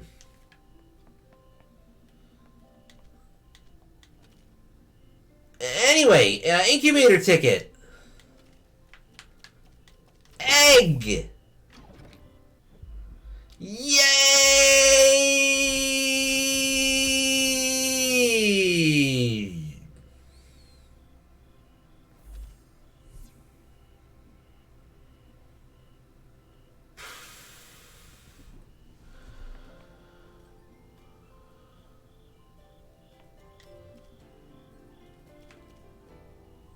Still sounds like a hacker, though.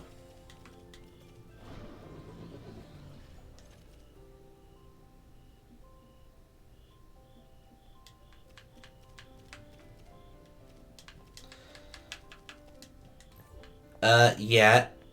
And I'm going to keep these breeding chain. I'm gonna finish the breeding bit. At least.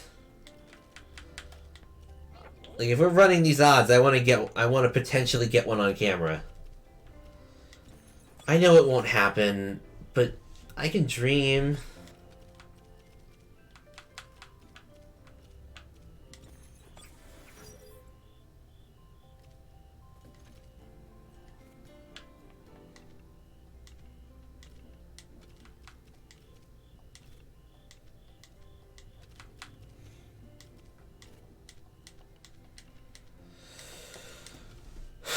Here we go again.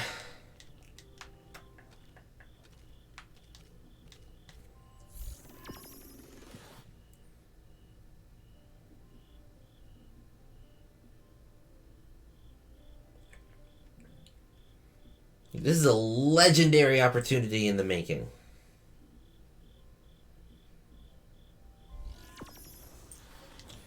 I know I'm rolling stupidly biased odds that are heavily against me. I don't care. I will do what I have to do.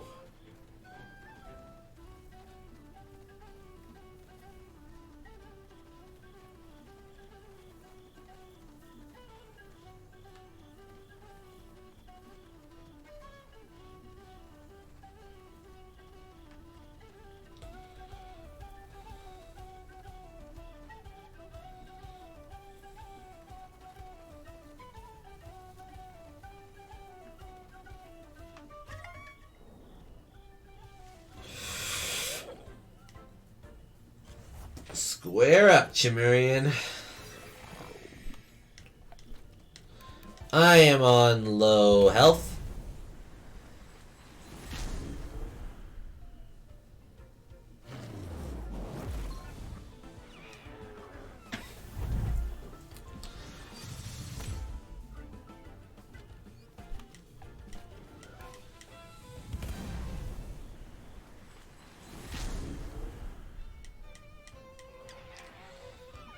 I am on lower health.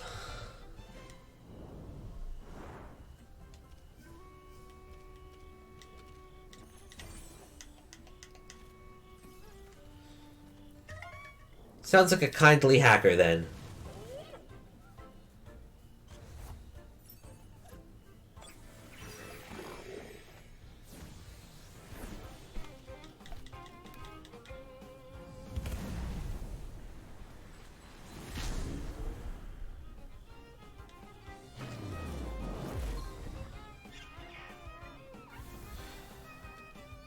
Did I know that Sonic and the Mario Winter 2012 Olympics Games had a secret shop you could unlock? That is such an out there question.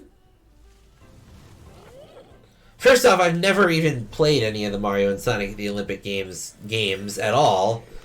Second off, that's a very specific thing to call out, and I'm just confused.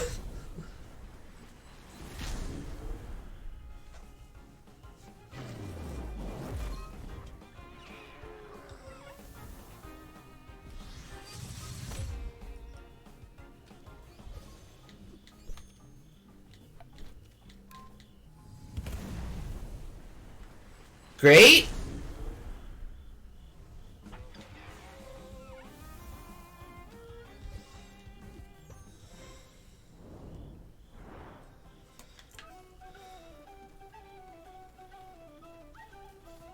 Clearly.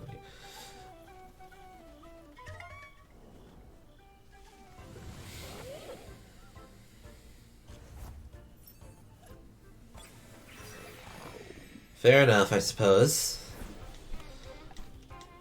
Hit them.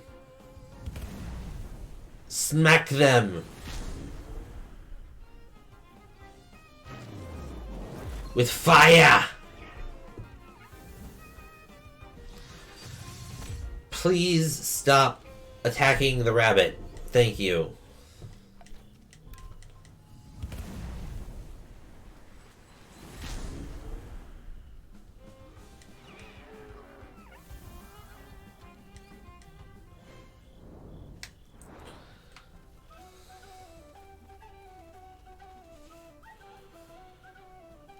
I did. Lumas are super, super rare in this game. Like I said, I've been playing since January of 2020, and I've only ever seen 5. Well, aside from the set ones that some NPCs have.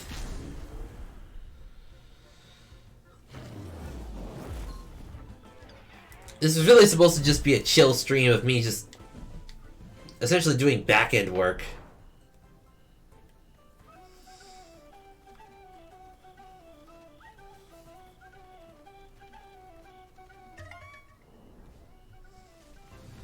Certainly wasn't expecting a chocobo to come out of nowhere.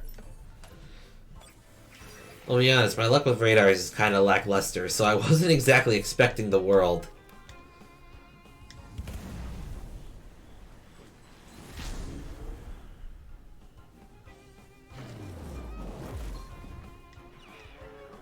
Now, if only I could get a Chimerian mount. Oh, I still remember, like, verbatim, when we got... Where the heck did I put Hexene? The other Luma that we got on stream a while back.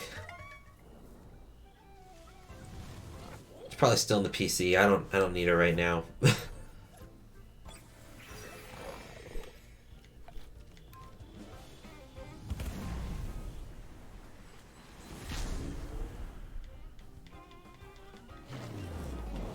Yeah. And then the other Chimerians were like, they formed like a wall and wouldn't let me get to the Luma. And then I thought it was gone. I mean, I knew it wasn't gone. I know that the radar, like, whatever this encounter is, whatever the stats are, if I run over here and come back later, it will be the exact same encounter, even if I leave the area and let it despawn. So I knew it was still out there somewhere, I just didn't know where.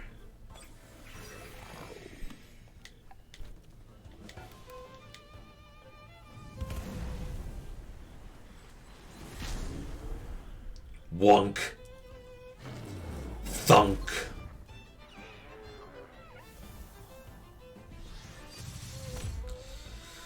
Ooh, story time. Okay, well, as long as we're talking about, like, big video game things that no one expected to ever happen. Let's see here. What's a good jumping off point? What did I just bump into? Big surprise. It's a couple of ostriches. Or are they emus? Perhaps cassowaries? Anyway, if we're talking about rare finds in games, I distinctly remember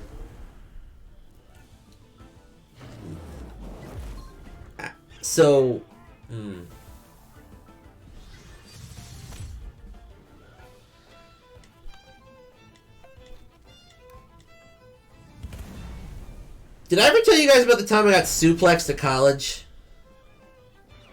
Did I ever tell that story?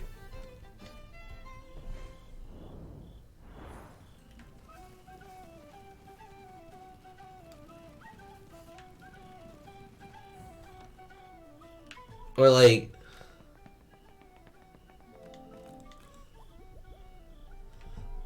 Okay, different story then.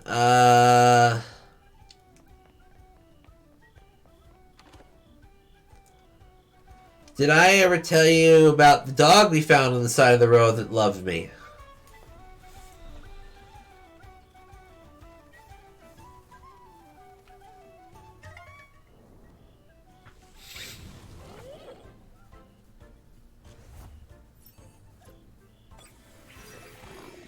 Or perhaps one of the...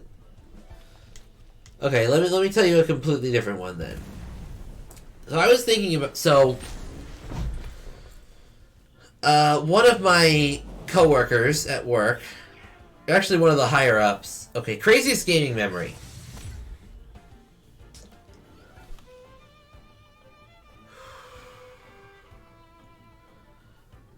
Super Mario Galaxy 2, the perfect run. I know we've played it on the channel, and I was older and wiser and able to beat it. But when I first encountered it back in 2013 or whatever, it was an extremely daunting task. Having to beat an incredibly difficult gauntlet was hard enough, but having to beat it without taking damage was even more difficult. And I almost called a friend in to do player 2 mode to help me sort of cheat my way through it, but I actually just grit my teeth and beat it. It was another one of the games that joined the 5 a.m. Fight Club, I think, where I'm just up super freaking late, not even realizing it, and still playing because I have to beat the thing. Other crazy gaming memory, as long as we're talking about rare draws. One of the first randomized Nuzlockes I did of Pokemon Platinum, actually. One of the first wild Pokemon I encountered was an Arceus that was holding the Icicle Plate, so Ice-type Arceus, and then the first TM I got was Icicle Spear. And that thing carried me through the whole game. Like, no questions about it. That was my ace the entire game. And then I kept finding more. Like, I kept finding more plates. Like, I found the Arceus, and then the plates just started showing up like someone was returning my old dinnerware set.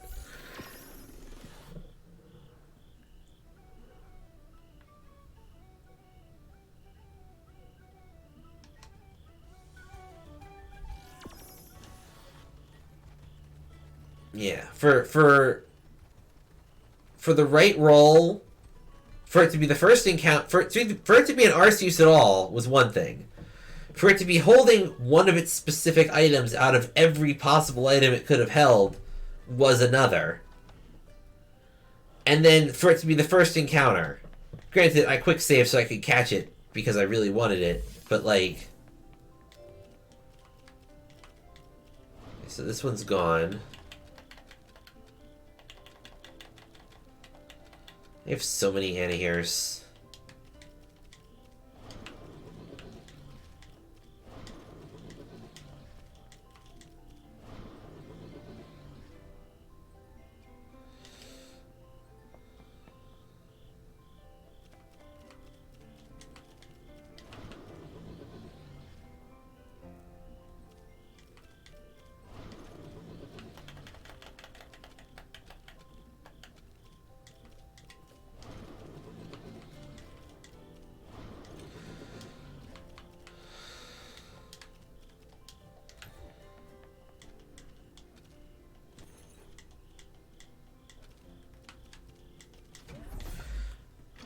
Okay, Arceus.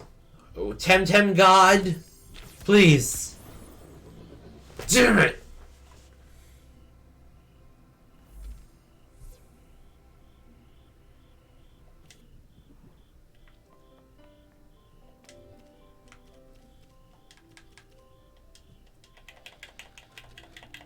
In the box with all the others.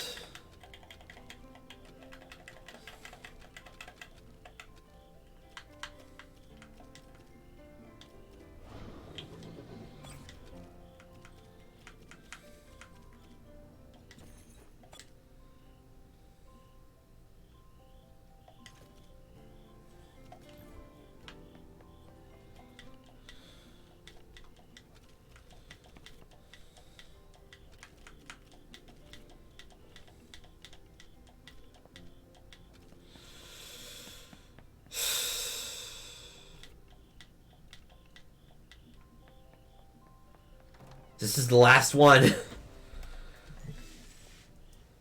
If this fails, I just wasted a Luma that I could have, like, sold eggs for. Granted, the eggs would have been non-Luma, and I would have ripped people off, and that would have made me feel bad. So there's that.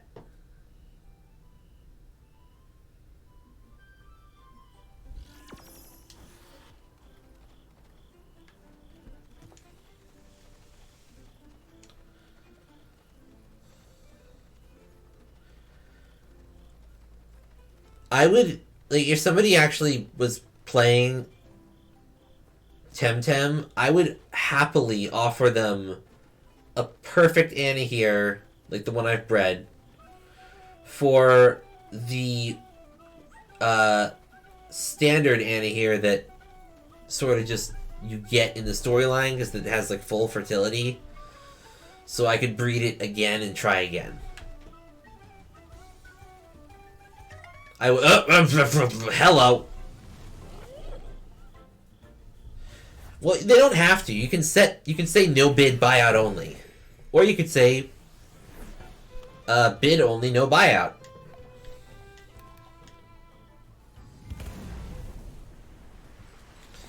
And then you can also set the minimum bid.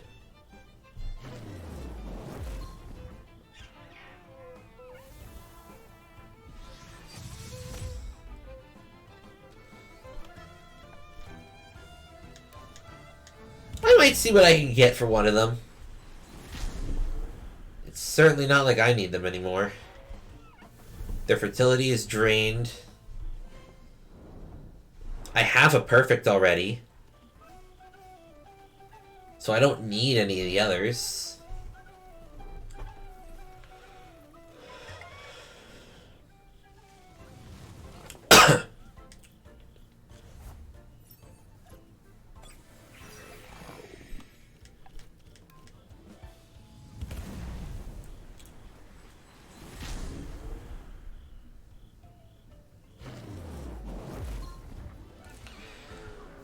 I don't know, sometimes I just go over to the auction house and see what's available.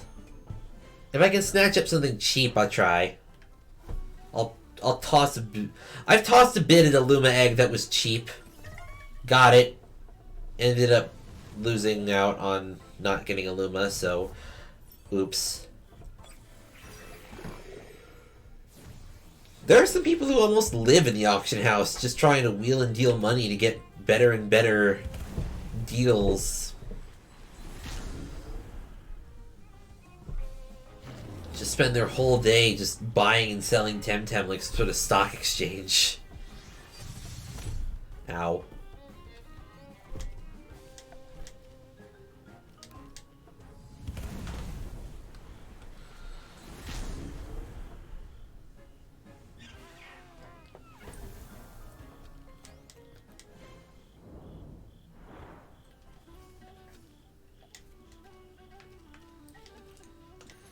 I like hunting. I do...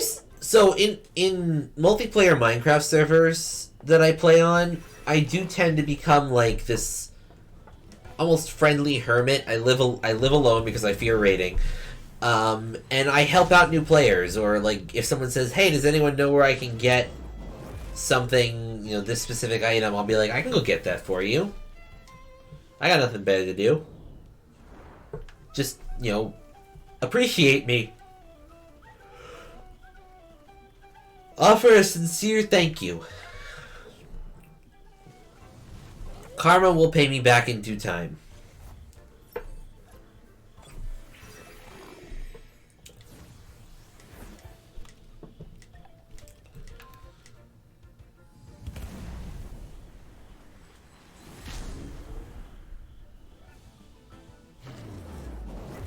Smack.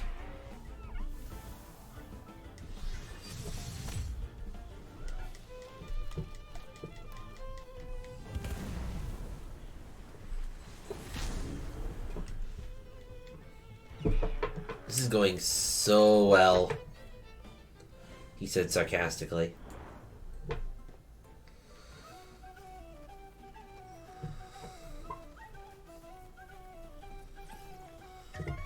Yeah, and on the server that I play on, there's like special items that can grant like extra iron and stuff that are custom coded for the server. So like I just got like stacks of iron blocks lying around.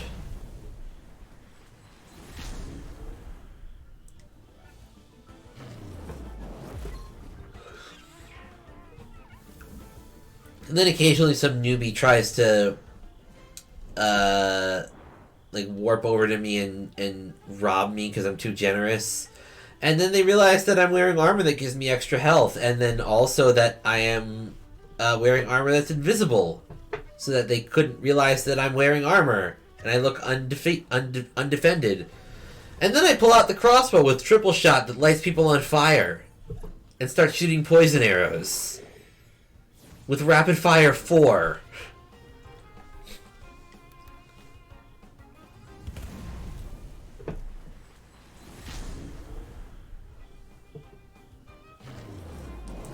And then they suffer.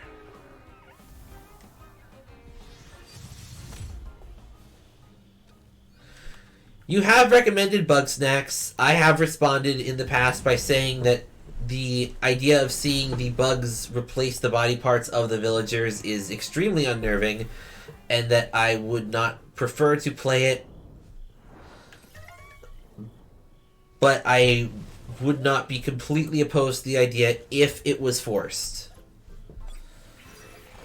I know we've had that conversation before. I remember these things. And I'm not, like, bragging or anything. I'm just saying I remember the conversation. And I am simply reminding you. And people ask me why I don't take notes on stuff. It's like, I just remember a lot of stuff. I'm not going to say that I have a photographic memory. That's far from the truth. But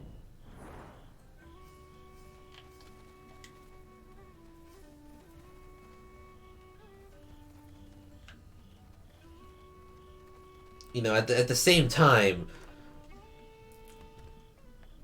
I am pretty smart when it comes to remembering things about other people that I know online.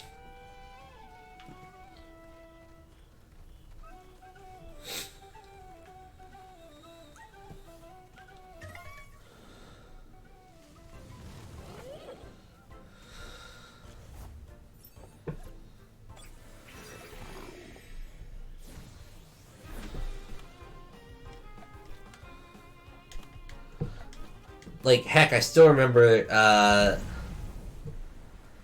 that I owe Cobalt, like, 2 shinies.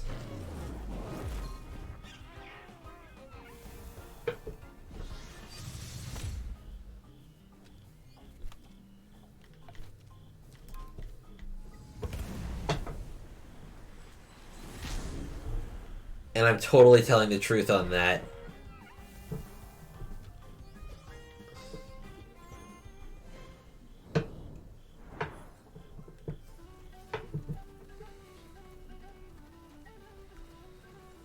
Yeah, I owe you, come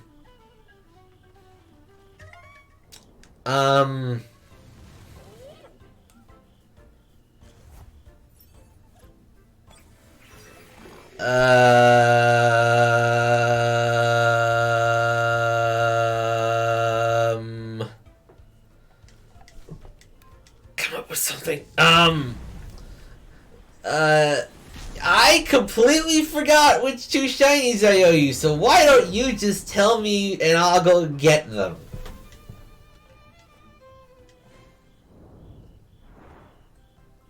I get the feeling Cobalt isn't buying this. I get the feeling that Cobalt isn't buying this.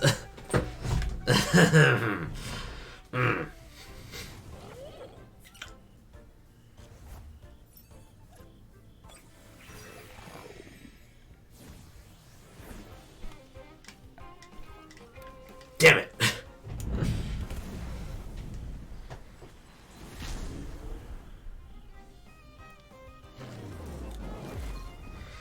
Oh, I remember. So there was this one Linoon encounter in Sword and Shield that I got shiny before I even beat the game, and Cobalt was so annoyed that I got a shiny before I even beat the game. And then later on, I got another one in the same spot. And... okay, Nate, the gig is up. I don't actually remember or even think I owe Cobalt any shinies. I was just trying to give them free shinies. Because they're awesome and they deserve good things. And they gave me a shiny Wooloo last night, and I'm still sort of salty about it.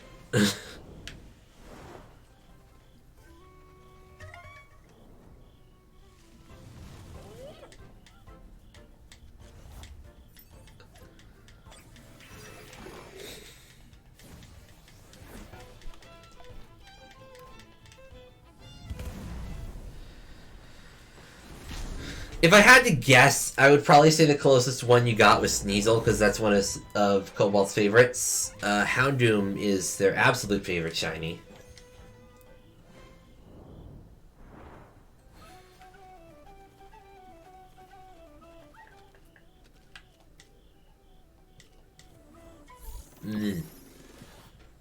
Is my response.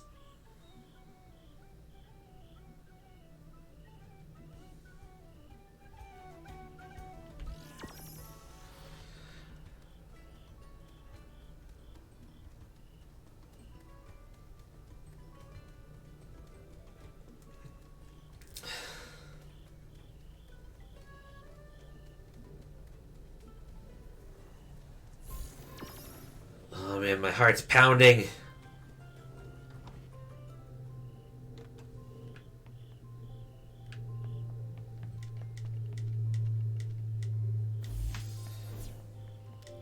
Okay.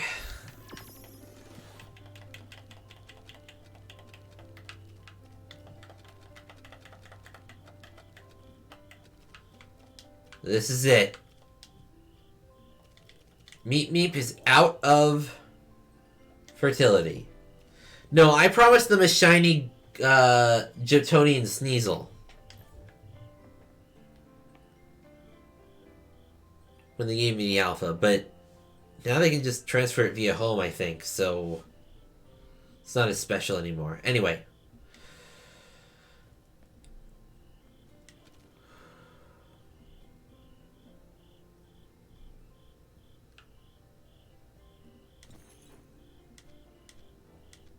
My heart is... I can actually feel my heart beating. Please. I'm not asking for much. Apparently I was asking for too much. That's because I was hunting for a Gudra for several months.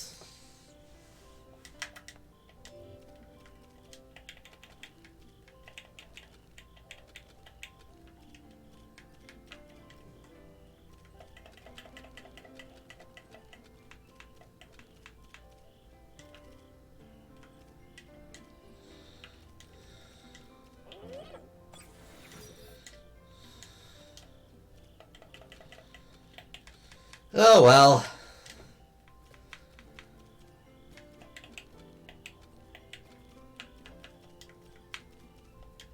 Let's end on a high note.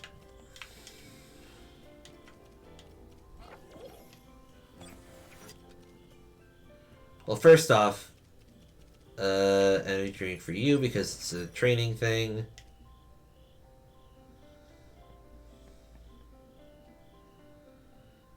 And then, Mark Luma. Well, there is one last thing I would like to do before we end for the night. Because I noticed this. Bucky is level 99. I think it's only fair that we end on a high note and max him out. What do you think?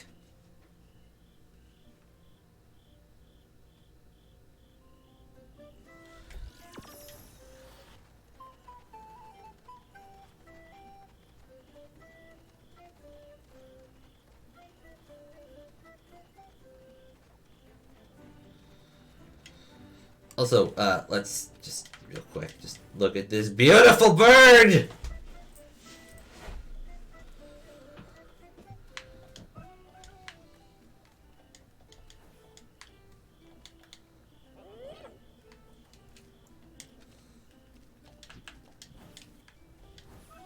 Meep meep.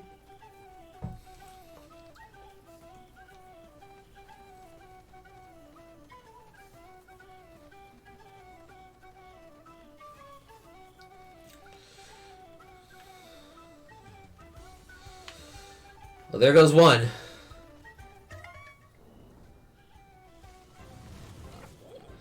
I don't know how many it's going to take to level it up the last time, but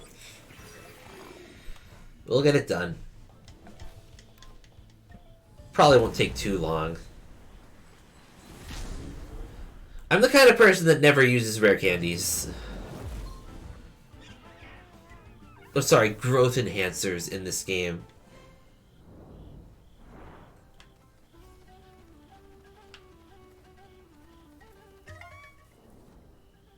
Eh. I didn't see it spawn, it just kind of popped out of the grass. That would be interesting.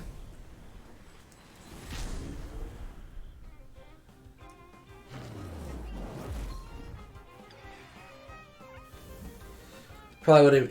If we found another Luma Chimerian and it was like the other gender, I would have totally regretted the breeding because then I could have bred like a better one.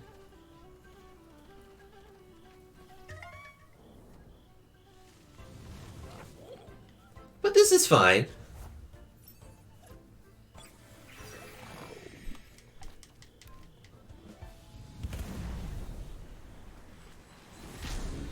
Besides, the odds are still 1 in 750 that we find another Luma.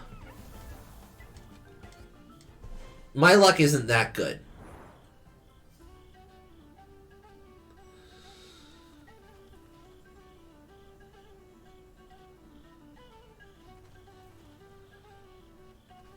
Like, my luck is good, but it's not flawless.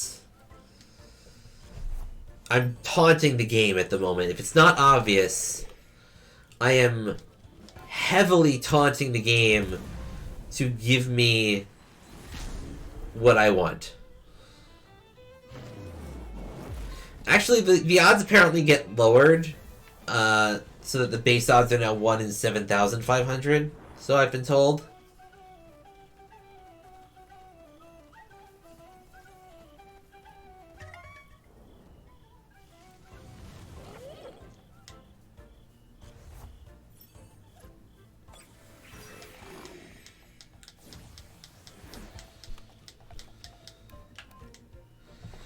As much as I would be willing to do that, it is getting kind of late. And I want to go make sure that the dog doesn't need any help.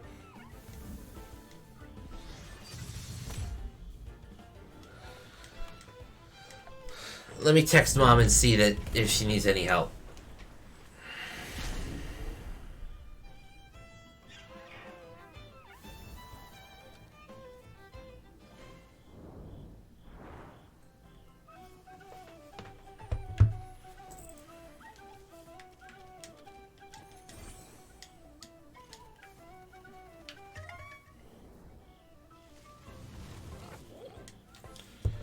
Because it's just like it's just 90 more encounters, 45 if I get doubles. I can do this. It'll be a little slow going, but I can do this. We got through 100 in 2 hours. But now we've got it down to a science.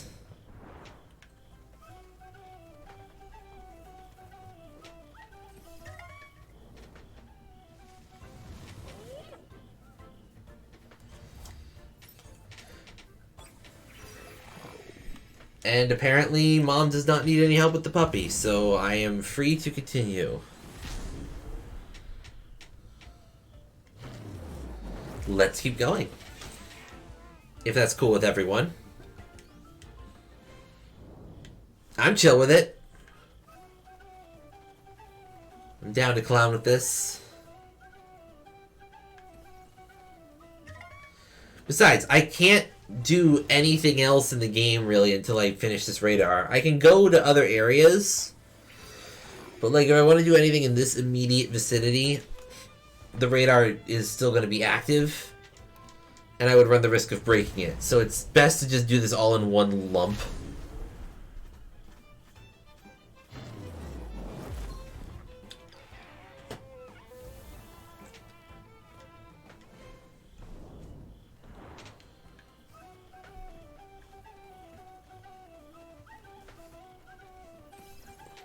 Bring it on, chicken boy.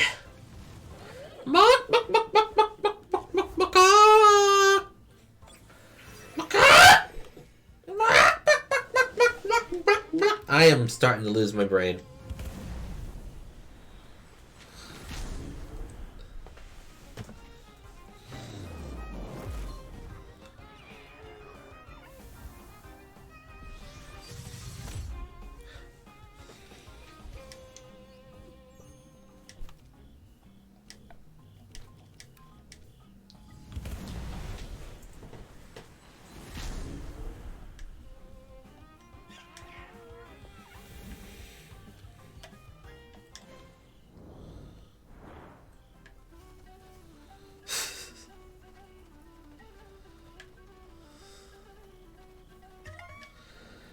Like this is the point where my brain just goes on shutdown, and usually, if I'm doing this, I just sort of like look up stupid YouTube videos to watch. But this time, I'm the video.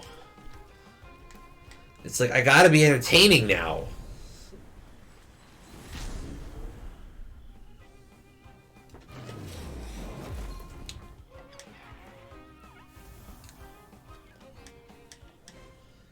I am listening.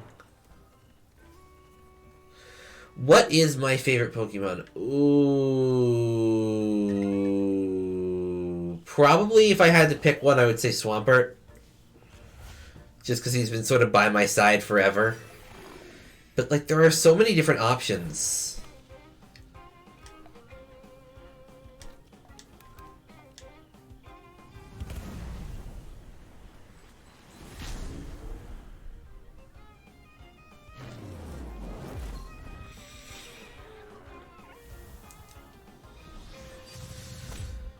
My favorite shiny would probably be... maybe Rayquaza?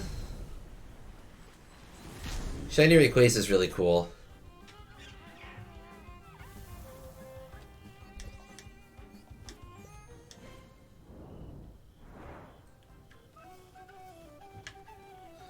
I mean, we all know my least favorite.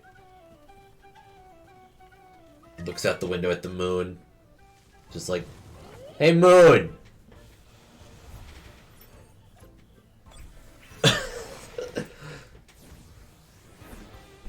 You know what you did!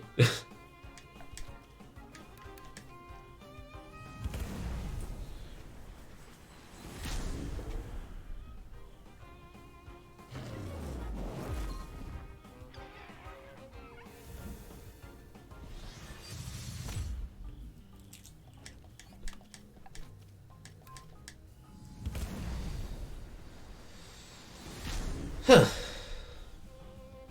Well, there are some games that are not for everyone. If there was a game out there that was literally like everyone could enjoy it, then like that would be the game. But you know, some people don't like Mario games. Some people don't like Pokemon. You know, just because a game is mainstream doesn't mean that everyone loves it. There's probably a guy out there that hates Mario. Or hates Call of Duty or Crash Bandicoot or whatever. And not just like hate, but like ugly hate. Like the visceral...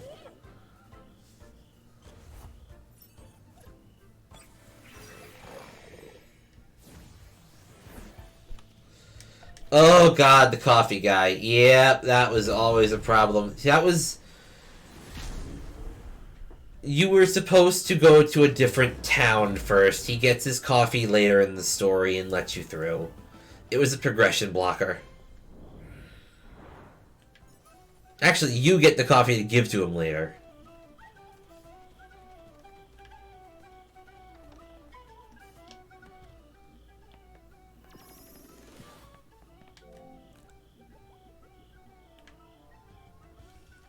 Or something.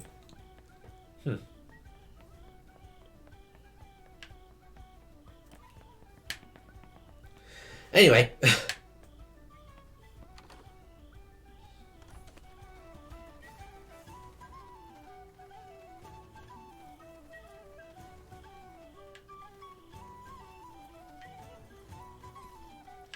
I'm being followed!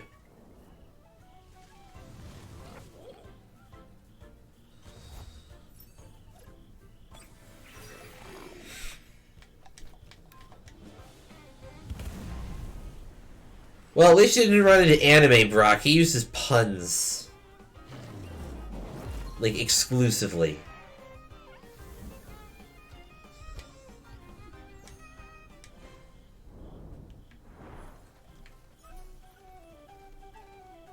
Okay, yes. Level 26. Got a new unlock.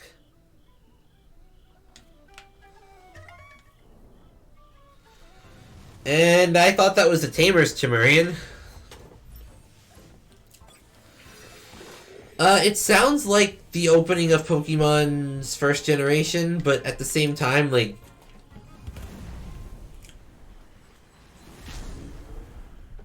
It definitely sounds like you quit really early on.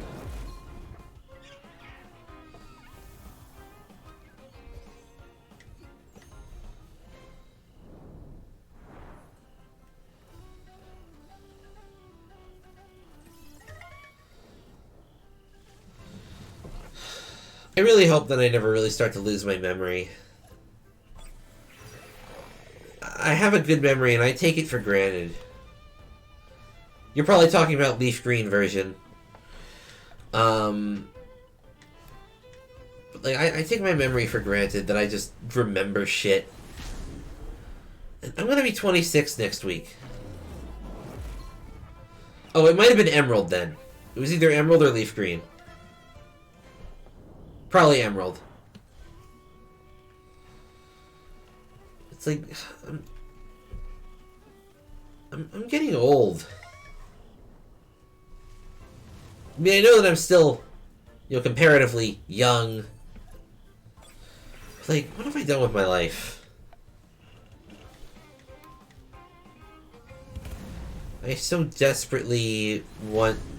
Oh, now I remember. Coffee Guy in Viridian City. You were supposed to, go off to the side, fight your rival, and then he gets his coffee and teaches you how to catch Pokemon or something.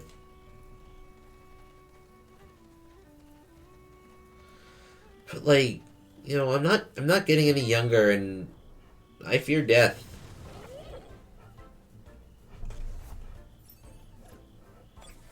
I know I'm getting kind of heavy here, but, like...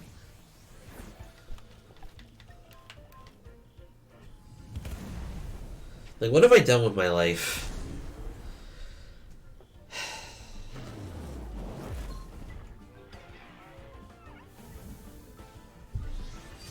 Like, what lives have I touched? How much have I helped? How much could I have helped if I had actually sat down and put actual effort into it?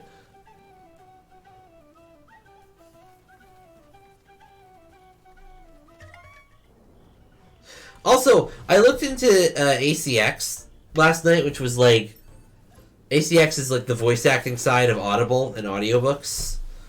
Try and potentially sign up for being the voice of an audiobook at some point. There were so many porn books. Like, there were hundreds of just porn.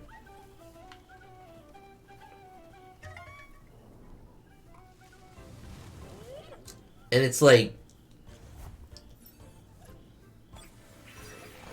I'm not about to become like some sort of Hannah Montana-esque, caretaker of the elderly by day, and then like secret erotica voice by night. It's like, no. Yes, that does sound like the guy, Nate. As I continue to just talk about the sheer amount of porn that was on.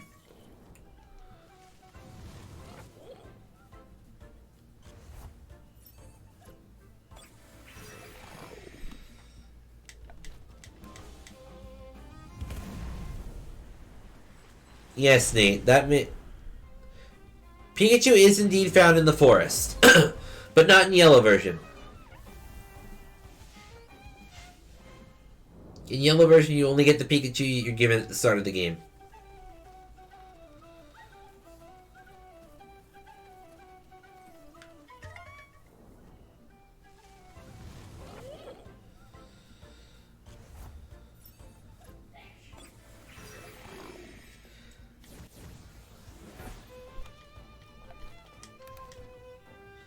Anyway,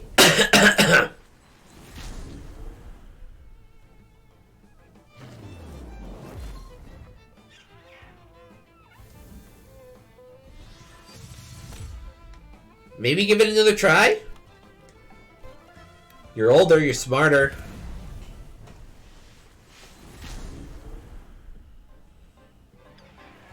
Could go well. Until you end up challenging me and I completely floor you.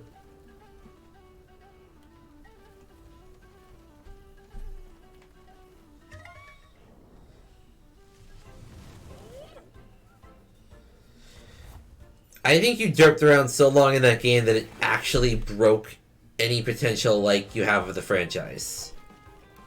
Given how much you complained about it for a while.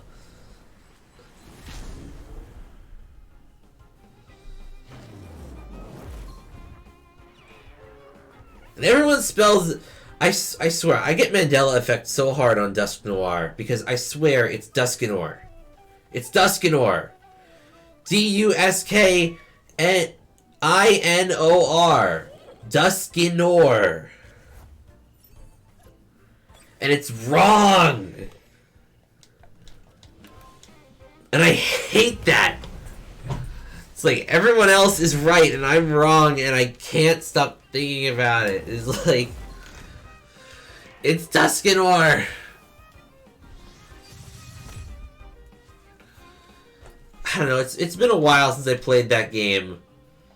I would probably need to go find like my guidebook, look up the boss fight for that section. That was back when Prima Game Guides still existed.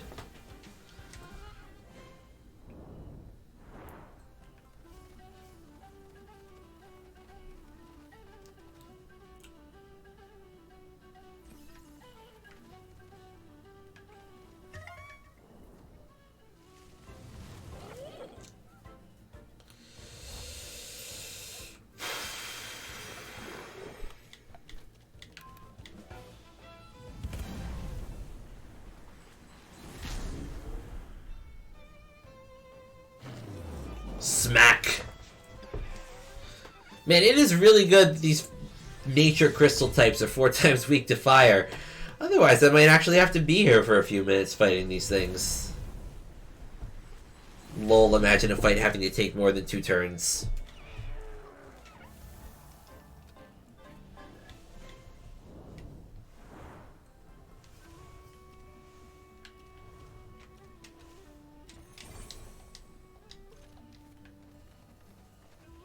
Hello. Hello. I am Bird. You are also Bird. There can only be one Bird. It is me, Die. Thank you.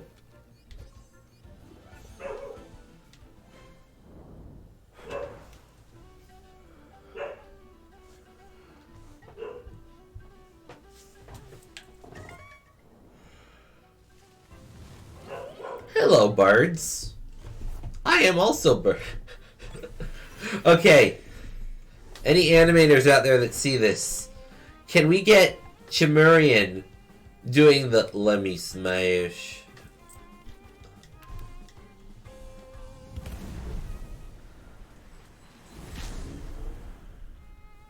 Please. Let me smash.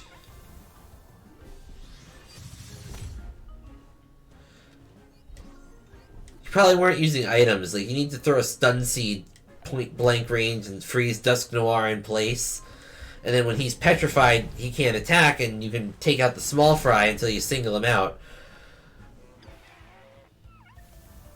Otherwise, you're going to get swarmed from all angles. But if you play smart, like it's a game of chess.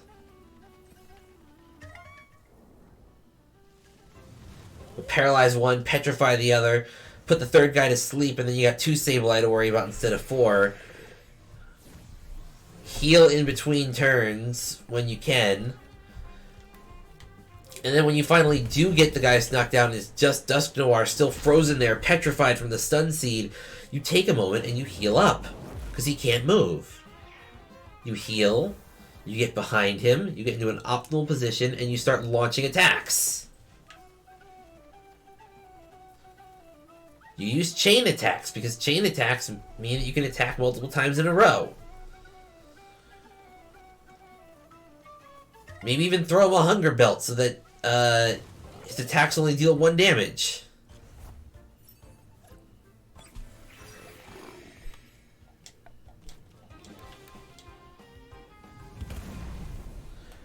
Why weren't you wearing the Aura Scarf from the start of the game? That gives you like extra defense and special defense.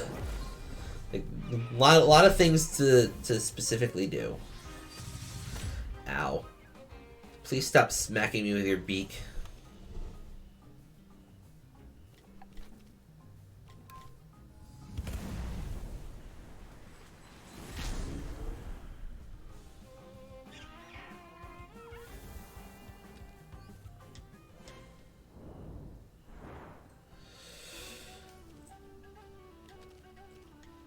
I don't think you can sell it.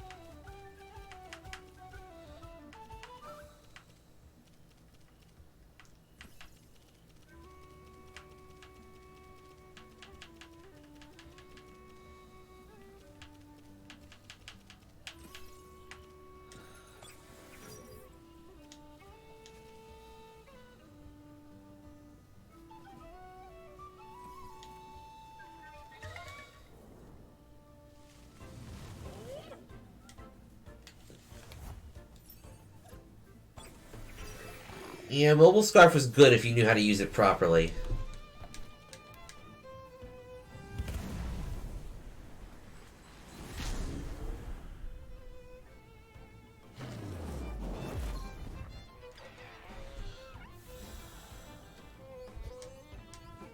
There we go!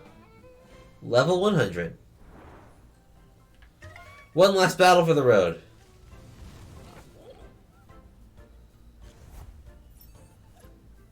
And I think we're good for the night.